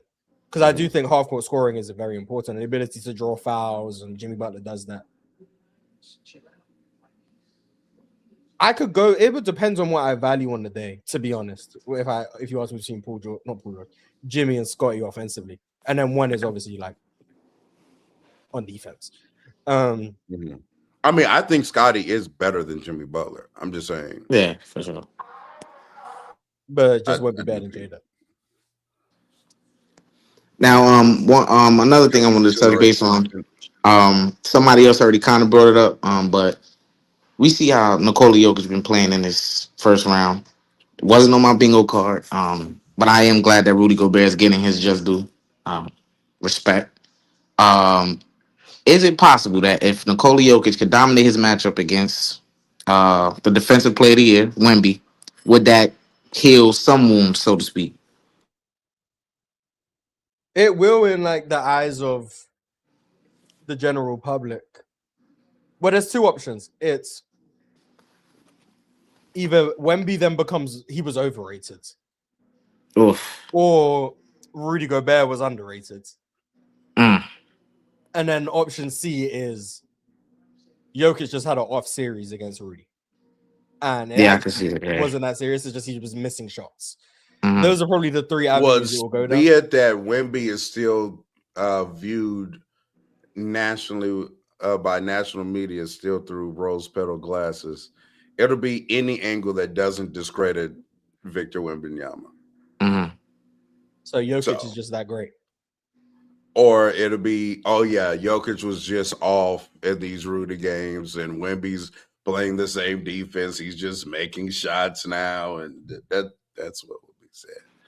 Because there's no That's way probably what I would Wemby expect just to be gets happening, cooked. You know, there's no way that happens. I just think Rudy is just better equipped to deal with Nikola Jokic. That's kind of really what it I is, agree. in my opinion. I don't think that's a knock on Wemby. The same way, like if someone else is better equipped to guard a certain matchup, I don't think that makes you a better defender. It just makes you better for that matchup. Okay, yeah, that makes sense. But generally speaking, that's how it's gonna go. If Steph Curry fries Avery Bradley, but gets locked up by Patrick Beverly, that means Patrick Beverly's a better defender than Avery Bradley. Even if I don't think that's how it works, but that's how it works for people. Styles make fights, even imagine.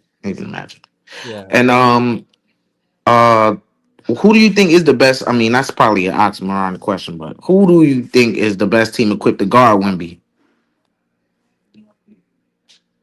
In the league or in the playoffs? In the league in general. In the league. I think the answer would be a playoff team. I just wanted to make OKC. I was gonna say, is it OKC? I mean, he doesn't have pretty good. He doesn't dominate his matchup against the Knicks. He doesn't really. I was gonna as say soon as they learn to not guard him with Chet, let me say that the Knicks are a sneaky pick because like you put OG on him, you have Mitchell Robinson behind the play. Yeah. I kind of like my chances a little bit. The team I've seen guard him the best have been whatever team Dylan Brooks is on, in my humble opinion.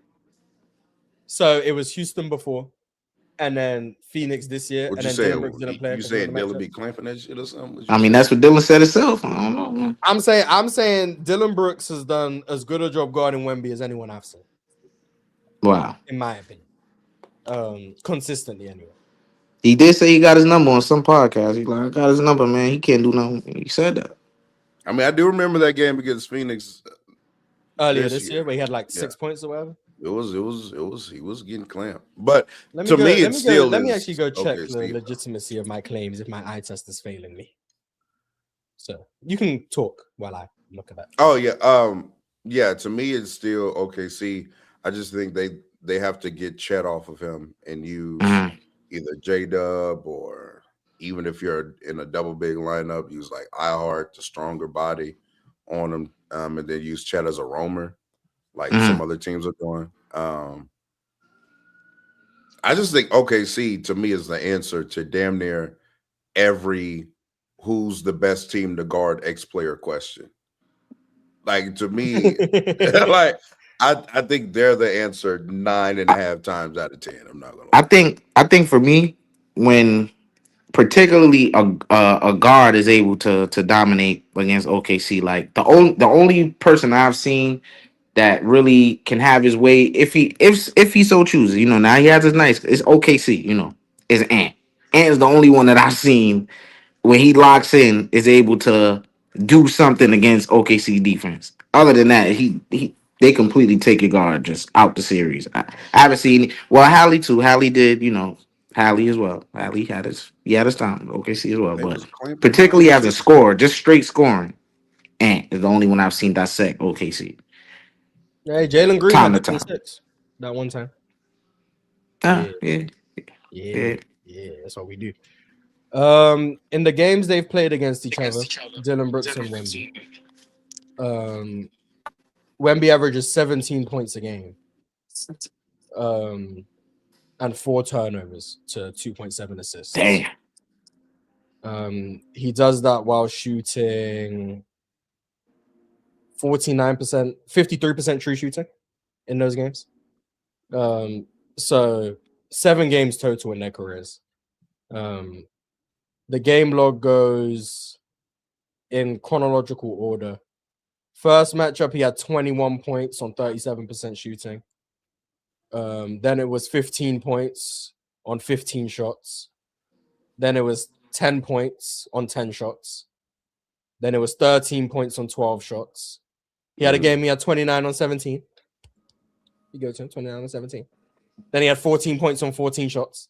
Damn. And then he had 15 points on 14 shots. So my eye test succeeds. Dylan Brooks, although my eye test failed because Dylan Brooks didn't play in the matchup that Wemby had against Phoenix that I was remembering. Dylan Brooks didn't play that game. No, Wemby didn't play that game. So Dylan Brooks didn't play against Wemby this year. That's what I meant to say. Dylan Brooks didn't play against Wemby this year. So when Wemby played that game against Phoenix, he struggled. Dylan Brooks wasn't on the court. So yeah, that was a lot of Ryan Dunn. I'm not gonna rewatch that game, but it was someone. Anyway, Eli, thank you for coming. Wait. One more thing. One more thing. Please, one more thing. I'm gonna get you out of there. I promise. Gracious. One more thing. The Pistons. Let me say something. I remember when Cade went down on this. Oh, Dennis Jenkins, all these fake role players that has not showed up. Where are these guys? Where are these guys? That's all I want to know. Where are these guys? Dennis Jenkins. They're waiting to show up in game 6 and 7. That's what. Hopefully, because I think the same thing is going to happen with Boston. I don't know if it's going to be in this round. But there's a lot of fake role players over there. They're going to get exposed. It's going to be. We shall see. But that's all I got. I low key. The one of the reasons why I'm pushing for the Philly comeback is for me to have confirmation bias and be correct, because I've been lower on this Celtic team for quite some time. I just don't think they're that good. Like, I think they're really good, but I think they pose like an interesting dynamic OKC has to deal with like Tatum and Brown being that big of ball handlers. And if there's one set of players that gives OKC some problems, or like these bigger wings, that second half of that game when they played, it was in Boston. If you remember, it was it like the Jaylen Brown game? The Jaylen Brown game? when Jaylen Brown turned up. Yeah, I remember. Yeah. It was like I hadn't really seen a team be able to consistently compromise OKC's defense like that. Like, Jaylen Brown was hunting, like he was getting screens. Like, oh yeah, no, come here, Kaysen. You don't think San Antonio did that to OKC? You don't think San Antonio consistently not to that extent? I think some of that San Antonio stuff is going to be.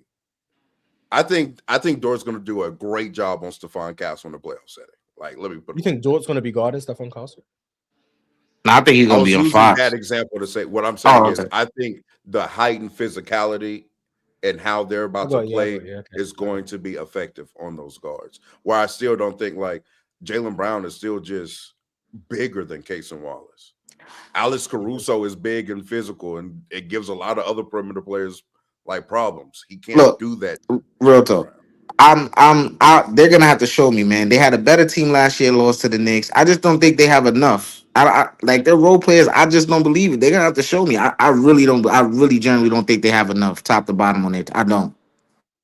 I know. I don't think they're that good. I said if they win the championship this year, this is going to be the Jays like stamping that they really them for real. Like, I think this is not. This is just good coaching for me. You're gonna ignore Derek White's points. Yeah, no facts. He's been a horrific offensive player this season. And then I heard somebody talking about, he's been good defensively, but not at the point of attack. Yeah, Swiper said that. Was it Swiper or Carson who said that? Point of attack. Swiper or Carson who said it? It might have been Carson who said that. I don't know, one of them. Anyway, Eli, thank you very much. Let's bring up our good friend, KB Nosbu. He's muted. Bro. Yo. No, I'm here now, so I'm not even gonna complain, but goddamn. Anyways, what's good with y'all, man? How y'all doing? What's up? I was about to kick him off. You think he could just be ungrateful? You know what? You're lucky you're up here. But anyway, proceed. KB wants to skip the line. I never said skip. I And I thought it don't. was. This is He Mars. thinks he deserves priority. That's No, what no, he no. This is Did I say that? Mars's stream Whoa, yard, whoa, so whoa, I whoa, don't whoa, even whoa. have controls to bring See, anybody this up is here. what I By don't the understand. way, I never even just said want everybody He's to know. priority. using much of his precious time to complain about how much he should have been up here. I no, no, no, We're no, running no, out of no. time. I, Clock's I ticking. never said. Oh, so now I'm on a time crunch. Okay. Absolutely. All right. I told RealTalk we're gonna get out of here on time, and I'm making sure Niggas we put do me it. all the way at the back of the queue. Hey, Oh no, you're bro. not at the back. There's someone backstage with no camera on. That's why he hasn't come up yet. But Anyways, though. you're second to last. Anyways, whatever. First of all, Mm.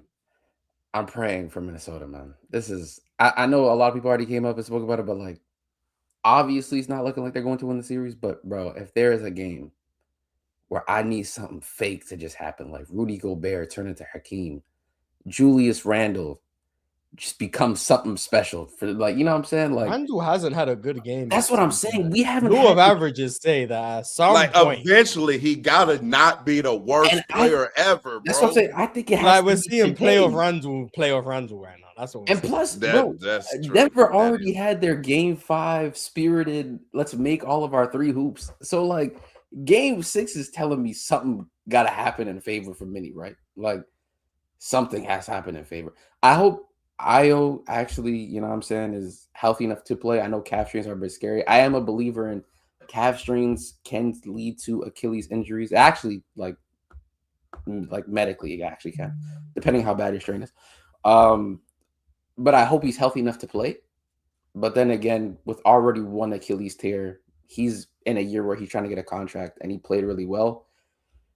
For his own benefit, it might not be. Was He is in a Dante dealing with the contract, calf injury?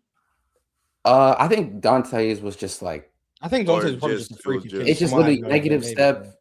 explode. That's all it was. That I don't think he was really dealing with a calf injury. But I remember when KD that tore his, he was dealing with one. I don't remember if JT was. I think JT was just a freak accident. Was Dame? And I know Halliburton was though. Was Halliburton. Dame? Well, had- Damon just came back from the blood clots. Yeah, that's what Oh it is. yeah, So yeah. people want to I do correlate remember- that. yeah. I don't really think that has to do with. I think it's just Apparently there is. Apparently, I mean, listen, your I whole might have body's seen linked, something. so like everything, something got to do with something. So it's true. But I I thought I it was, stub my toe and get a headache. So you know, shit happens. your whole body's connected, man. Yeah, Right. but hey, I hope he's okay. I hope he's healthy enough to play.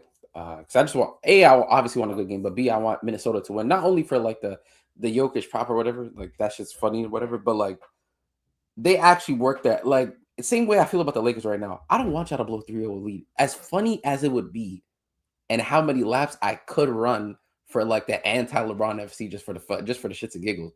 I don't want you to blow through. It's not for the shits and giggles. I It know is, you're but- low. Yeah, we know who KB is. We know who he KB behaves. is. Yeah, It is for Your in my LeBron mind, outshined your favorite player in the peak of his powers, nigga, you were and you're always, for upset the about most part that. of your career, you were always better than us. It was never a comparison.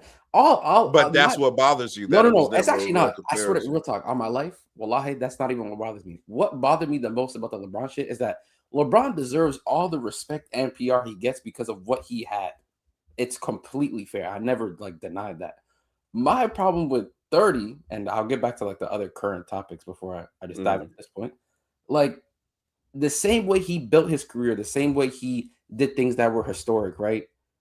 When other niggas came about that weren't LeBron, even KD too. I'll move KD to the LeBron tier too, because KD has been doing his thing. It was just like we're lapping you. That's what my thing I just never really understood. With LeBron, we understood and respected it. How was it that Jokic, Giannis, these other niggas, even like some earlier years with Luka, I'm not saying everyone did it, but some people were just like, yeah, we're skipping this. Just put us here. Like, you know what I'm saying? While LeBron was slowly on the decline, but still a really good player. So like that was my thing because we weren't like LeBron's age at that point. If you get what I'm trying to say. I know, Well, but I'm saying you do this like Jordan gimmick, but it's not Jordan. That's cool. just I literally said to you, Michael Jordan is my GOAT. If It's LeBron, fine. I know, if you and I think know why LeBron is he's the your GOAT, GOAT. that is fine. If That's Michael not a Jordan problem. was in the league killing your favorite player at the same time, LeBron He would be your wouldn't. GOAT. But it's That's the fine. thing, though. It wouldn't bother me. It would not bother me. The thing is, you guys try to force these like opinions onto me when I don't believe these things inherently. It's just not me. That's not who I am. But to go back to the Denver series, though, I really hope they could get a win. Honestly, that's all. There's no really breakdown on how they can win at this point. It's just how bad do you want it? I'm completely honest with you, bro. It's how bad do you want it, Hoops? You got one game because if you lose this, Lord knows you're getting blitzed in game 7. I would be honest with you. Yeah, I think Denver is going to beat them. They're going to be smoking these niggas, bro. I'm going to be completely honest with you. So it's either you put up or you shut up. So Minnesota. I low-key think that's how Minnesota, if they win today, I think they might blitz Denver. If they like, win, it's got to be a tidal wave of like, we start off the game. Rudy Gobert sets a tone where he gets like 3-4 stops in a row on Jokic. They get the rebound, kick ahead. Yeah. Io, if he's playing 3, good. Come back down. Rudy, another stop. When you get consecutive stops against like a Nikola Jokic, now the crowd is going then bonkers. This is he did it again. They get rebound, another stop. push, outlet, owns, 3, cash. Exactly. You know what I'm saying? Another stop. A Julius Randle left hand dunk. Timeout. You feel me? That's what I need. That's exactly what I need. I'll be completely honest with you. If the game starts off and Denver makes 4 straight threes, I'm ending stream because I already know what that means. Yeah, I already know. Oh, okay. No, we're about the magnet ball today. Yeah, I ain't gonna lie. Hey, man, shut up. Another thing I don't want it to be forgotten too, Rudy, man. Whether you win or lose, you had one hell of a series. Best defender of his generation, right? But like, he's one of. But for me, no. What would is Draymond in this generation? Because that's my yes. Yeah, no, for me, Draymond. But he won. Is he second? Top 3. Yeah. I think it's like him, AD, Rudy. It's those 3. He better than Anthony Davis. Yeah, whatever, bro. Is Rudy better than Kawhi? Yeah, you better. My cursor was over the remove button. Hey, man. I was told that 15-16 he was the best player in the NBA. So, the defense has to be a reason, right? That's what I was told. I'm just saying. I'm just the messenger, bro. That's all it is. But man, 2 sides of the ball, man. Hey, man, exactly, bro. Even though his team was 7 points better without him, it's fine though. It's okay though. It's fine. Is that actually true? Yeah, they were still like a +7 with him off the floor. Wait, they had a they weren't a better defense, were they? In 17, they were a better defense. In 16, they were still a top 10 defense and a top 10 offense. But the system wasn't predicated for Kawhi, and he didn't have that much help around him. But somehow when Kawhi was not on the floor, and we know how Kawhi legs work, he needs to be off the floor for him to be on the floor, kind of thing. Can somehow still function without the nigga. But this is a good angle. Pause. This is a good angle. Hey, man, listen. I'm not. Marz was finna say some game. Yo, my God, bro. Go ahead. I heard his Magic Johnson point. I low-key laughed. And then he had one joke that both you and Football Breakdown didn't hear. I cringed, bro. I'm not even going to repeat it, but it's fine. I don't even remember what I said. Yeah, I'm not going to say it because it was bad. I stand by what I said. Whatever it was, I stand by it. But what I want to talk about? Detroit. Bro, that game you go about 2 minutes, so make this quick. Okay. See, I waited patiently. You do? Bro, I waited patiently, bro. Everyone else. Yeah, and you've been up here for nearly 10 minutes. Go ahead. Why am I being impressed? This is crazy. Go ahead. No, I'm just letting you know. Now you go 1 minute 50 seconds. No, I'm saying, KB, you got a euro. You just got a euro. Yeah. Anyways, Detroit though, I thought that game was really obviously like historic in terms of apparently 2 like opposing players in a game never dropped 45 together. I don't know if that's actually true. I'm gonna be completely honest with you, but I seen Jamal Murray and Donovan Mitchell did. Yeah, no, they did. What's it called though? But that game in of itself was like actually amazing. I thought Cade finally had just like, I think Cade was very decisive yesterday. I thought he was getting to spots quickly. That's like, I say that a lot when it comes to a lot of players, but I feel like when you're having a good game, you don't usually think about what you want to do. Like you can tell when someone's being indecisive on the court a little bit in terms of they don't know what they want to get to. With Cade, it was like he caught the ball or he was already had the ball in his hands and he just knew what he wanted to get to immediately. And you could tell there was like a decisiveness to him in that game. I thought Paulo was really good. It sucks that they lost by 7, I think, and he missed 7 free throws. That's very unfortunate. But the whole team was really bad on free throws as well. What? I've been like coming to this conclusion for a little bit now, and I think I'm just ready to say it. About what? Cade is better than Ant right now. Like he's a better player. And I You know we gonna love push Ant nasty KB. propaganda because Ant hurt. That's No, crazy. no, it's not just That's crazy, that. man. It's not just that. It's not just that. I promise you it's not. You ain't even got enough I fans still for that. understand Oh, who I know Ant what you're doing. I still understand who Ant is as a scorer. But like, bro, the passing gap, KB, is it's alarming. It is, but I'm I not think gonna it's lie, just bro. one. I'll be When honest. I think because I've been going back watching more Anthony Edwards games, just even in like some regular watching him season not pass the games, ball. bro. Ant can't pass, you just or watch the field goal he at attempt, least is bro. deciding not to. Bro, he has to figure that out. Wait, are He you has saying? to Did get you say better Ant is at that. deciding not to pass, or he just can't pass? What did you say? I think it's a mixture of both. I think he really upped his scoring aggression this year, and Mhm. like I appreciate it, but at the same time, he's missing like some very simple for everybody that's in the chat. Oh, he's not a point guard. These are basic 2-guard reads. I'm not even lying. Some of these,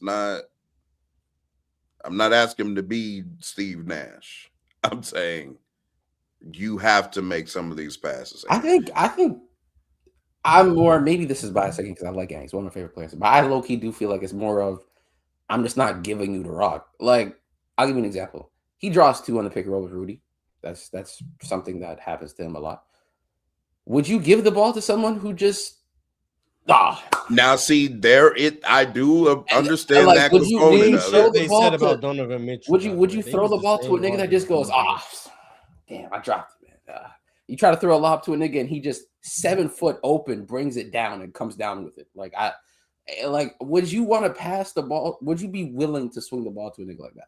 Would you want to swing the ball to Julius Randle for him not to make the right read and then to be back down, bump, pump Who fake, is pump? Cade swinging the ball to, KB? No, but tell me right now in terms of the decision to the decision, who has like the better Not to get talent in that removed. regard, like the connectivity of it all between Minnesota and Detroit? Like, I think some of the Detroit players make more sound decisions. I mean, I get what you're saying in that aspect. They're better But, at passing the ball to their other offensive liability teammates. No, but they still make the right decision. I But feel like he's saying Minnesota, a Store Thompson probably is a better decision-making player than like who? and Dante and for example, like I don't Jalen even know if Green I'm saying. roles I don't just even know if I believe a that. play of like. Are we talking about their starting 5?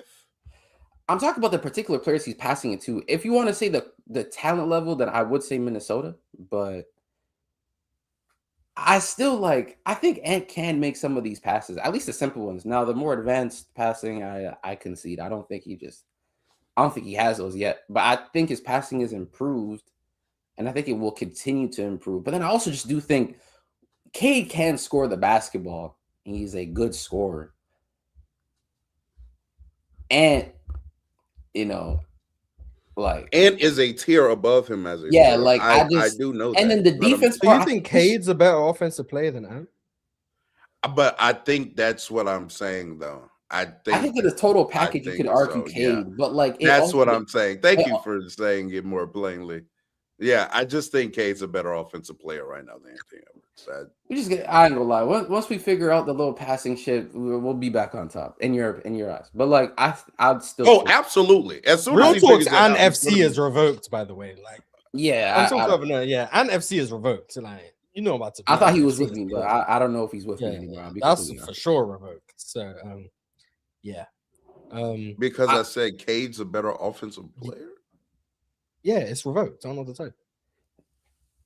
I don't know. He also said, you know what? I'm not even going to bring that. That's fine. Power ranking. Power ranking. Yeah, it's a power ranking. Yeah, facts.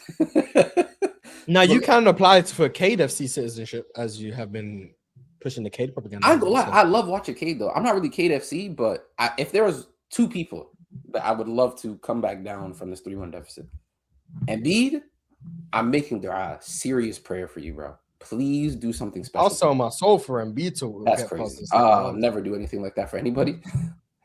But that's because you don't really love the game like that for her.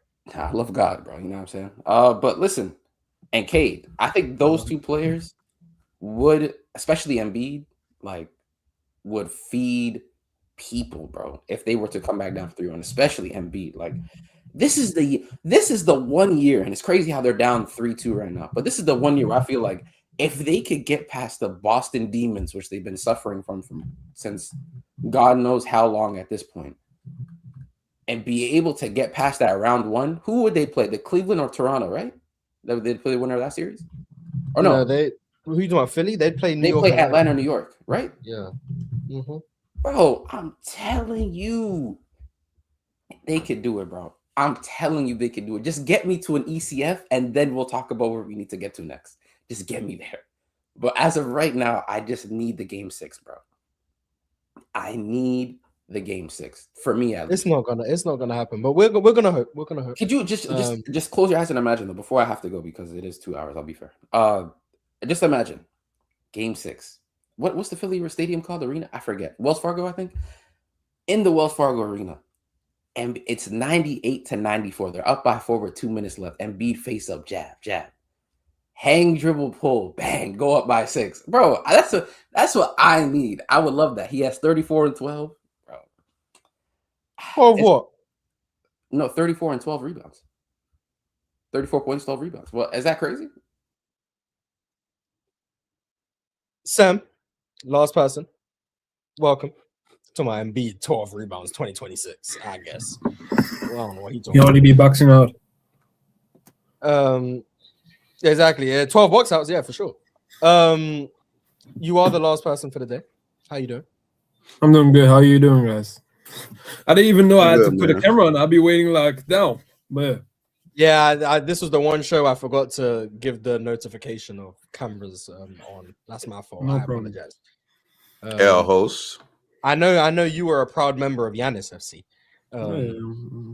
So what would you like to get off with your 3 minutes that you have? Before we start with the real players, I hated that we don't got Giannis this year in the playoffs. Like he will feast in this East. Like the best team in the East can't guard bigs. So we would have feasted like him like this year. But yeah.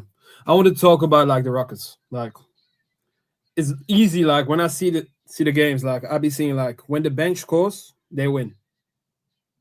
It's like except the games where Curry came off the bench, but yeah, real talk.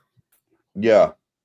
You're a Lakers fan, so do you really think like you're gonna lose or? I think it's definitely on the board. I think the Lakers can lose this series. I'm not just picking us as an absolute favorite to just close out the series like that. I think the Rockets, as we've stated time and time again, they just have such a margin of error because of their offensive rebounding. Now, granted, somebody did bring up to their point that the Lakers did out rebound the Rockets last game offensively. I think 13-6, but the Rockets have had that advantage all season against teams, all series in this particular series, and they're just generating better offense right now. They're defending the Lakers better. They've put them in Thompson on Luke Kennard. LeBron cannot generate quality looks for himself in the half court. It's getting spooky for the Lakers, man. It's getting nasty. So we'll see. I know that. I have a lot of Lakers friends. Like they be talking like, but I was watching the games. Like I live in Europe, so they don't be watching the games. They only be watching like the highlights and stuff. But when you watch those games, like you see so much things that went positive in those first 3 games for the Lakers that could easily turn around with role players. Like it's a whole nother game with lookup players and Austin Reeves. Oh yeah, for sure. Yeah. But yeah, and also like this is one of the series I like, but also like the Pistons Magic. I'll be liking every game. Like maybe not offensively, but I like the grid. I like the both fan bases. That's one of my favorite series too. Right now, I'm with you. Orlando, Detroit. There have been some wildly entertaining games. They're all coming down to like the last 5 minutes. You know what I'm saying? Cade and Paulo go for 45 each. You know what I'm saying? Like that was a crazy game last game. Cade hits that little pullback jumper to seal the game with like 31 seconds left. I was like, what? I'll be betting a lot. So because like in Holland, you only can bet and then you can watch the games free. So I'll be betting a lot. So I was watching like the Toronto Cavs for a bit. Like K was like with like 21 points at half, and then I came back in, and he had like 43 or something. Like I'll be thinking, like he started the game bad. If people were watching the first plays, like K wasn't like into the game, and all of a sudden like. He became a demon, but we know from Cade, like if Cade gets his middies, if he gets his open 3-pointers, he will get it easily. But like Franz, I haven't seen Franz a lot of in this series, but he has been like important because like if you watch it, I watch with my eyes, but if you watch the stats, he be getting points, but those are the important points that Jamal Cain ain't getting. Jamal Cain is getting like good full court defense on Cade, but he isn't like that kind of player. We all know. Franz has actually guarded Cade well this series too. It's not a coincidence in my opinion. You know, Franz doesn't play last game and Cade goes for 45. Like he's had a lot of good reps on Cade. He's big enough to kind of absorb the contact and physicality that Cade wants to play with. Because Cade's like 6'6", 6'7", big body. So that's kind of his advantage against most perimeter players that are trying to guard him. He can like bump off Jalen Suggs, get a quality look off. Even King to an extent. Aggressive, so he makes a lot of. But he's bigger than Jalen Suggs. You know what I'm saying? Yeah. But like Franz, he's not just moving Franz out the way like that. So, it's going to be important for Orlando to get Franz back if they want to have a better chance. He's out for tomorrow. So. Oh, they've already ruled him out? Yeah, he's ruled out. Like. And we talked already in this episode, like about Carl Straits. Carl Straits are like to play with, and they know that. But I'd be thinking, like, if they lose tomorrow, it's going to be a questionable Franz Wagner because they know if they win this, like, which is the next team they're going to play? 4 or 5? The next series will be the winner of Cavs Toronto. So, like, you can win that series. Like, we already seen, like, the Cavs against the Magic. And I think this Magic team is better because of Bane. Like Bane didn't have a lot of good games like in the series, but he's like a game changer, like with the attitude he shows, the 3-pointers, and even the fouls, the drawing fouls. But yeah, it's like I like this series a lot. Like this is the best series I've seen like this year by far, I think. Besides the Minnesota before Aang got injured. Now I just like that's also like a game I want to see, but it's more like we already know how it's gonna be. Like Minnesota is gonna keep it close. Then it's just gonna be the spamming Jamal Murray, and we have to hope like McDaniels. Please don't foul, brother. Please, like the last game, he had 2 fouls inside of like 3 minutes or so.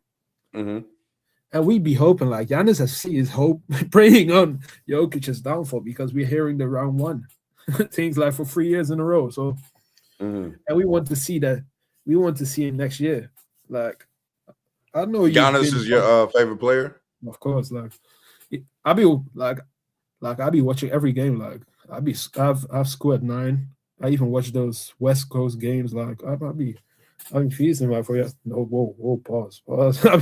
I'll be feasting for success. Like it's been 3 years. Like I'll always be gonna be talking about the Boston series. Like that was the game changer for me. If we had Middleton that year, we would have won. No, Giannis would have won because I can't be talking about because I didn't even know where Milwaukee was located at before Giannis. To be fair, but I hope I know you have been giving good prop. Marz, not so much, but Marz is like his face is like. But Marz sees me sometimes in the Twitter DMs, Twitter replies with the Giannis prop. And I like that Embiid is back. Maybe not because the Giannis Embiid stuff when in 2023, but Embiid is he's a one of a kind player. You can guard him. That's why I hate that Giannis is injured, because Embiid is exposing like the Boston Celtics this year. Like they don't have any front court defense. Only like I said to my friends, like we were doing like a parlay and stuff, like it was like 22.5 points and assists. And I already knew like that was easy money, because Embiid is gonna foul bait the hell out of Kata if he's jumping, or Embiid is just gonna make the midi. The only thing he doesn't have to do is shooting those threes, because they be giving that freeze. But like we're gonna see. But I'll be thinking Celtics gonna murder them, to be fair. It's like we all know what the Celtics do. Like they always lose those games at home, and then they be winning like 20-point differences like away, especially against Philly. Like they be doing this multiple times. Like was it in 2023? Yes. Yeah. So but yeah, I want to ask you like too, like who do you really think is going to win the chip? Because I had OKC before Jalen Williams' injury, but I think that can be a problem. Like if they go against the Spurs, I be thinking Spurs is going to get through. But I want Injuries. San Antonio to win. I don't. I want Of like all the Giannis in San realistic Antonio. teams. Of all the realistic teams, I want San Antonio to win. Yeah. Why? I probably think. Why do I you think want it'll- San Antonio to win? I think it would be cool for the greatest player ever to win a championship in year 3. I think that would be cool. Do 'em It now. will be hella. But yet like, you're the same person like, I don't want to have any Gucci bags. Mhm. I said I think And it would so- be cool. That's all I said. I think it would be No, cool. bro. If Wemby wins a ring, oh my God, I just don't be wanting that. Bro, he got plenty of You're time. gonna be here hating. Like, No, I'm not gonna be hating. D Wade and did stuff, this too. Yeah, Dwayne Wade did it. You weren't calling him the good. That's what you to be be saying. fair, there will be a lot. Yeah, of that's what hate you'll be because saying, for We sure, we right? know what is destined for greatness. Like we know he's gonna be like in the GO conference like in year 8 if he wins already without a superstar. He only like the toss gonna be like he has a year 2 guard, year 1 guard, and De'Aaron Fox who only won like one play-in series. So and championship winner Luke Kennard, what was about? Luke Cornett, Mhm. facts. Cornette. And then Harrison Barnes. So Yeah. but Yeah, okay. so Yeah, I be thinking like I'll be hoping like Spurs get eliminated. The because Harrison I won a wanna see Giannis and Wemby. I wanna see- 2015. Oh, he was on the 15. Bro, he was so bad in that 16 series. That's all I remember of him in Golden State. But okay. Didn't- got it. Was Biyombo also on the OKC last year or no? No. Biombo and OKC?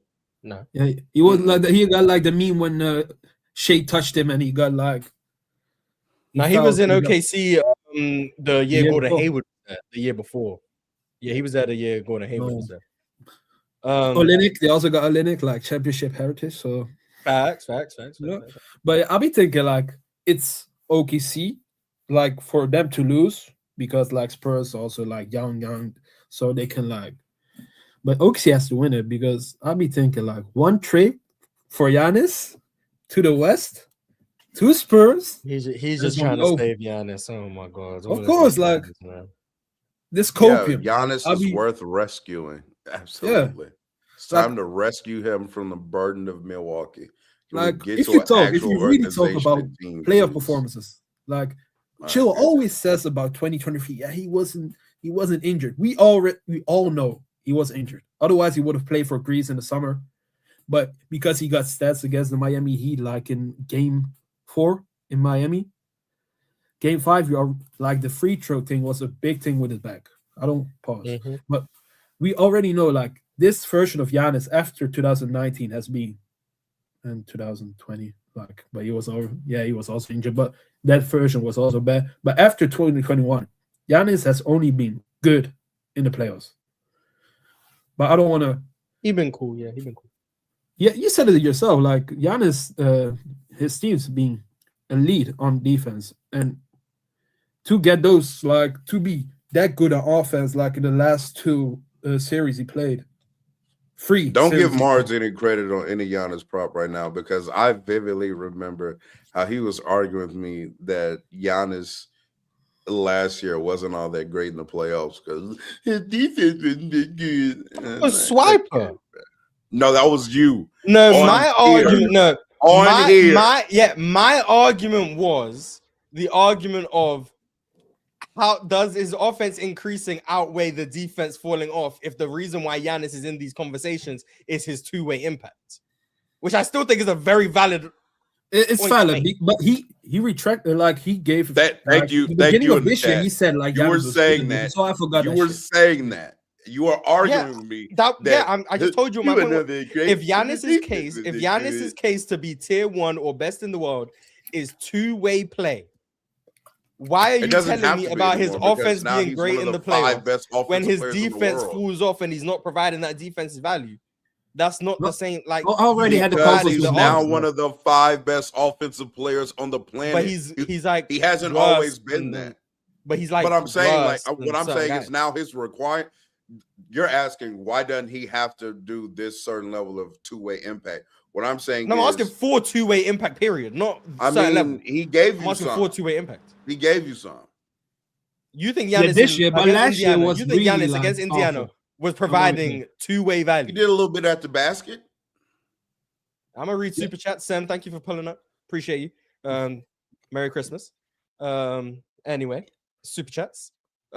First, Chat, he really wants me to be mad at Giannis because they were asking him to go out there and guard. No, I don't want you to be Halliburton mad on at the Giannis. island. If you think Giannis Like, provided two-way no, value in that bruh, series, I'm salute not you. gonna do that. Taserman bruh. 17 said, "Dub Mars, Dub Real Talk, Dub Town Hall." There's a saying: you die being a sympathetic hero, or you live long enough to be in a final form as a villain. With that being said, I'm taking a fraud championship over excuses 21. So he's taking Jokic over Embiid. Is basically what he's saying. I also think Jokic peaked higher than Embiid. I just think it's a very valid conversation to have. High on Football That's said, "Hey disgusting. Mars, how do you think 0-1 Kobe is better than Pippen? Beyond the half court scoring, Pippen better at everything. Would you like to expand on what?" I think Kobe is like quite clearly the better offensive player in large part because of the half court scoring. I do think half court scoring can be enough to put you over all around players, especially when you are Kobe Bryant in that regard. Also, Kobe's versatility at that time and all of the like, Kobe was like pretty much their go-to when possessions died or stagnated and the triangle didn't create good offense. They just gave Kobe the ball and said, figure it out. And he very often did. And then like he was still like a point of attack defender. He was still like helping on the offensive glass, helping on the defensive glass. He was still like the best passer on the team. Like there was so much he was doing. And then was there like one of the best half-court scorers in the league. Like, yeah, he better than Squabe. Oh. Kobe Bryant, a good player, man. That's really Let me apologize because I've had to be in my comments apologizing, so I want to do it publicly. I just recently did a best 22-year-olds ever video. I saw that video, yeah. And I did not include Kobe Bryant. And I need to apologize for that. Because Kobe, you didn't include? Bro, you know what it is, Marz? And I said this, like, I'm so tired of arguing about Kobe that I've just started to just leave him out of stuff, either I do the same intentionally or like unintentionally, because I just don't feel like getting plus aided to death. I don't want to hear about net swings, and I just don't. I know what I watched when I watched it. Everybody in the world in real time knew what we were watching when we watched it. And so, hey, you don't think he's that good? Kudos, bro. Like, I'm not going to be arguing with niggas about Kobe, bro. I'm sorry. That's crazy. You really be hating on Kobe. Damn, Kobe FC revoked. I don't know what to tell you. That's crazy. Never in my life. So what names did you say? Wemby, Braun. Who else? Wemby, Braun, Kareem, Shaq, Tim Duncan. I even added Tim. Oh my god. I did rank them though, 1 through 5. What do you know who I had last? Well, hopefully Tim Duncan. LeBron. So 22-year-old LeBron is 07. 22-year-old Tim is 98. 99. So how was 22 Wait, measured? no. Age during the season, or yeah, he was 20. He was 22 in 99. He was 22 in 99. Yeah. And he won a championship that year. Yeah, so as the best player. And then 22-year-old Shaq is what, year 2? That's year 3, 95 when they went to the finals. yeah, 95 beat Michael Jordan in the series. Went that and then year. the other name was Kareem rookie year. Yeah. Oh yeah, LeBron being lost. Yeah, I agree. Actually, Yeah. LeBron last, Tim Tim fourth, Wemby third, Kareem 2, Shaq 1.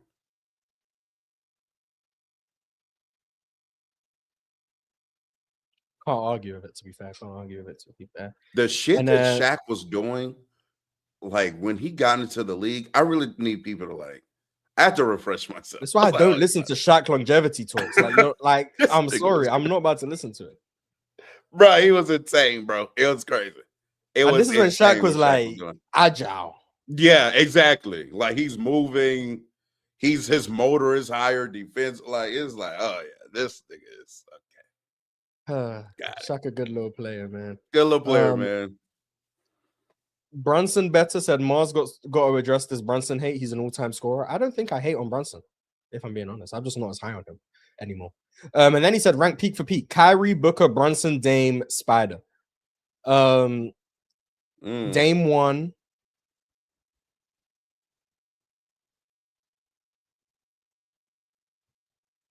Oh, this tough for me. This is a lot of players I like. Oh man. Dame 1. Kyrie 2. Booker 3. Brunson 4. Donovan Mitchell 5. Yeah, this nigga really don't like D-Man. Okay. Shit.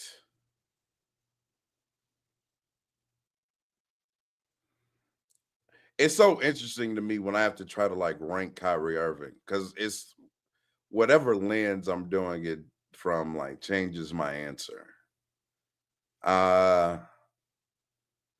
But since it says peak for peak, I'm just going to use that as who do I think are who are the better players on this. So Kyrie's number 1. Number 2,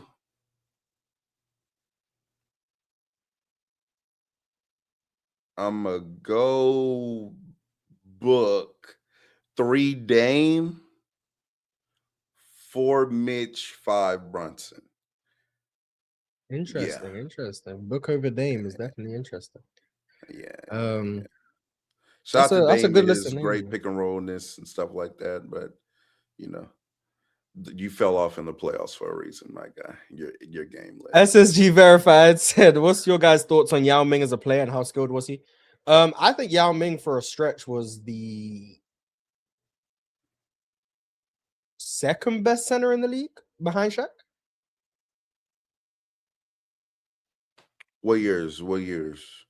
Mainly like 05 is probably the year I'm looking at. And then beyond that, he might have been.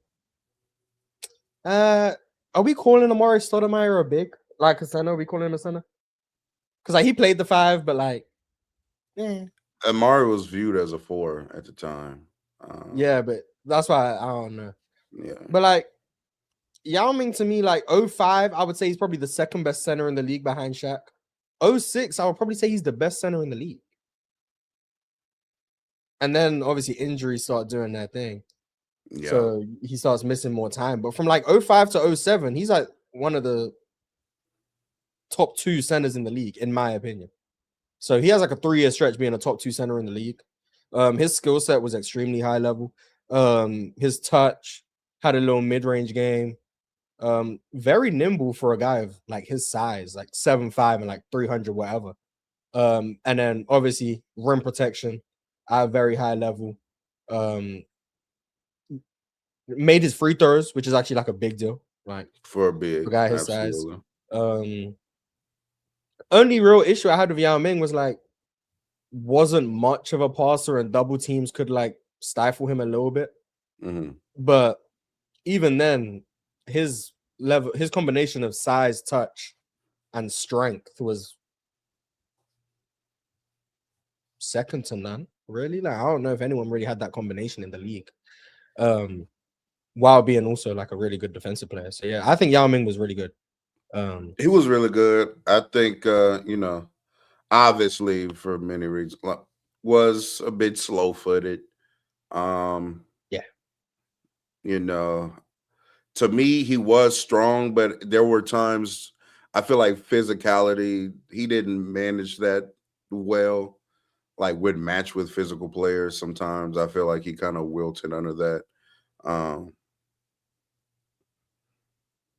But from a skill perspective, like very skilled player, even for like especially for that time. But he would even still be considered skilled if he was playing today. Like he's Imagine very if Zach Edey was like, yeah, like good. But Zach Edey is built like Yao Ming was. Yeah.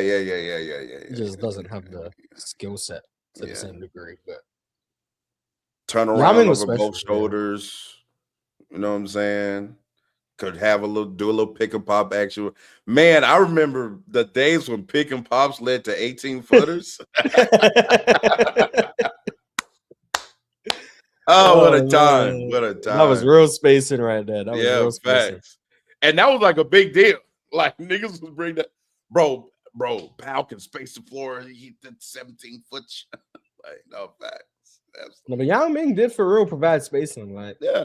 Not just the pick and pop, but like his gravity, the fact that you couldn't just intentionally foul him because he was going to knock down 80% of them. Mm-hmm. And then like being a lob threat, not because he can jump out the gym, but because his catch radius was so, he also had really soft hands. Like, so like he could corral so many like different passes, which is also like a very valuable skill for bigs. And then like at the rim, like on defense, you just weren't really scoring over him most of the time. Yeah, if he was present. Yeah, just huge. Yeah, just a huge human being. You know what? Oh, speaking of those, what made me like, I haven't seen him in person like y'all were able to in Portland. But like the fact that like Klingon like stands next to Wemby and he's like not small at all. Like, you know how like usually when somebody's around Wemby, they just look like a child. Yeah. It was like, no, he was like standing next to Wemby. These were two adults, nigga. Like, I'm trying to tell you, Klingon is the biggest human being in the league. Like, I'm telling you, he's the biggest human being I've ever seen. Like, I've never, it's ridiculous. Yeah. Shout out to him, man. Anyway, last super chat. Bronson Better said, shake my head. Really hope that JB clears all of those guys in the offs. Shout out to him. He probably will because Jalen Brunson is amazing. That does bring us to the end. Respect him. I do respect Jalen Brunson. No, you don't. Because when I I thought say he's one of the best small guard scorers ever. Did I not agree with that statement? I think you did actually, but I need you to I need you to get with more on that prop with me, bro. You know what I'm saying? Jalen Brunson is amazing when he is cooking. It is an experience. It's a spectacle. I'm always gonna love players who, when they get to cooking, it's all skill. It's so amazing to watch. That's what you want to see, people who master their craft. Yeah, and that's what those with like Kyrie, Brunson, like Shea's in that group. Like even Kobe. Like when you watch Kobe, it's like, yeah, he can go punch on you, but like he's killing you off straight footwork, shot making, understanding angles, just taking advantage. Like that's mastery of the game right now. So like you're always gonna love watching those type of players when they get it going. Now when they don't have it going, it can look rough. But when they get it going, absolutely. Yeah, when they get it going, they're because it's like it's another form of unstoppable. Like obviously you have like the Shaqs, the Giannis's, the LeBrons to an extent to where it's like they're so physically overwhelming. But like it's different when you're hitting all of the shots the defense wants you to shoot. And it's like, no, we're going to make Shea take this fadeaway contested 18-footer. It's like, yeah, that's what he's getting to, nigga. Bing, bing, bing, bing, bing, step back, cash. It's like, these are shots that we're supposed to be conceding. And it's like, that's what makes Steph Curry. It's like, yeah, we usually want you to shoot a 30-foot pull-up three-pointer. It just turns out you can make that 40%. Yeah, but you can like make that like for real. There's not always gonna love the highly skilled players, man. Yeah. Anyway, that's all for today. Real Talk is tagged in the title. I did do it. It's not on the StreamYard, but I definitely did do it. But Real Talk, where can the people find you? They can find me on YouTube at RealTalk EJOT or RealTalk EJENT. One of them. We've gotten big enough on YouTube. If you type in one of them, we pop up. You know what I'm saying? You know what I'm saying? We've been doing our watch along parties. Some of them have been YouTube featured. So make sure that you subscribe over there. On Twitter, I'm RealTalk EJOT. And then follow me on Twitch, RealTalk EJRT on Twitch. My next live over there will be May 15th, midnight, because we will be doing a listening party to Drake's new album. The GOAT is back, ladies and gentlemen. He's back. Shout out Iceman. He's not my GOAT, but he's some of y'all's ghost. Yeah, not my GOAT. We respect Taylor around here. But anyway, yeah. Real Talk's YouTube channel will be in the title. Like the video and all that stuff because it does stuff that helps the video or whatever. Thank you guys for watching. Merry Christmas. And goodbye.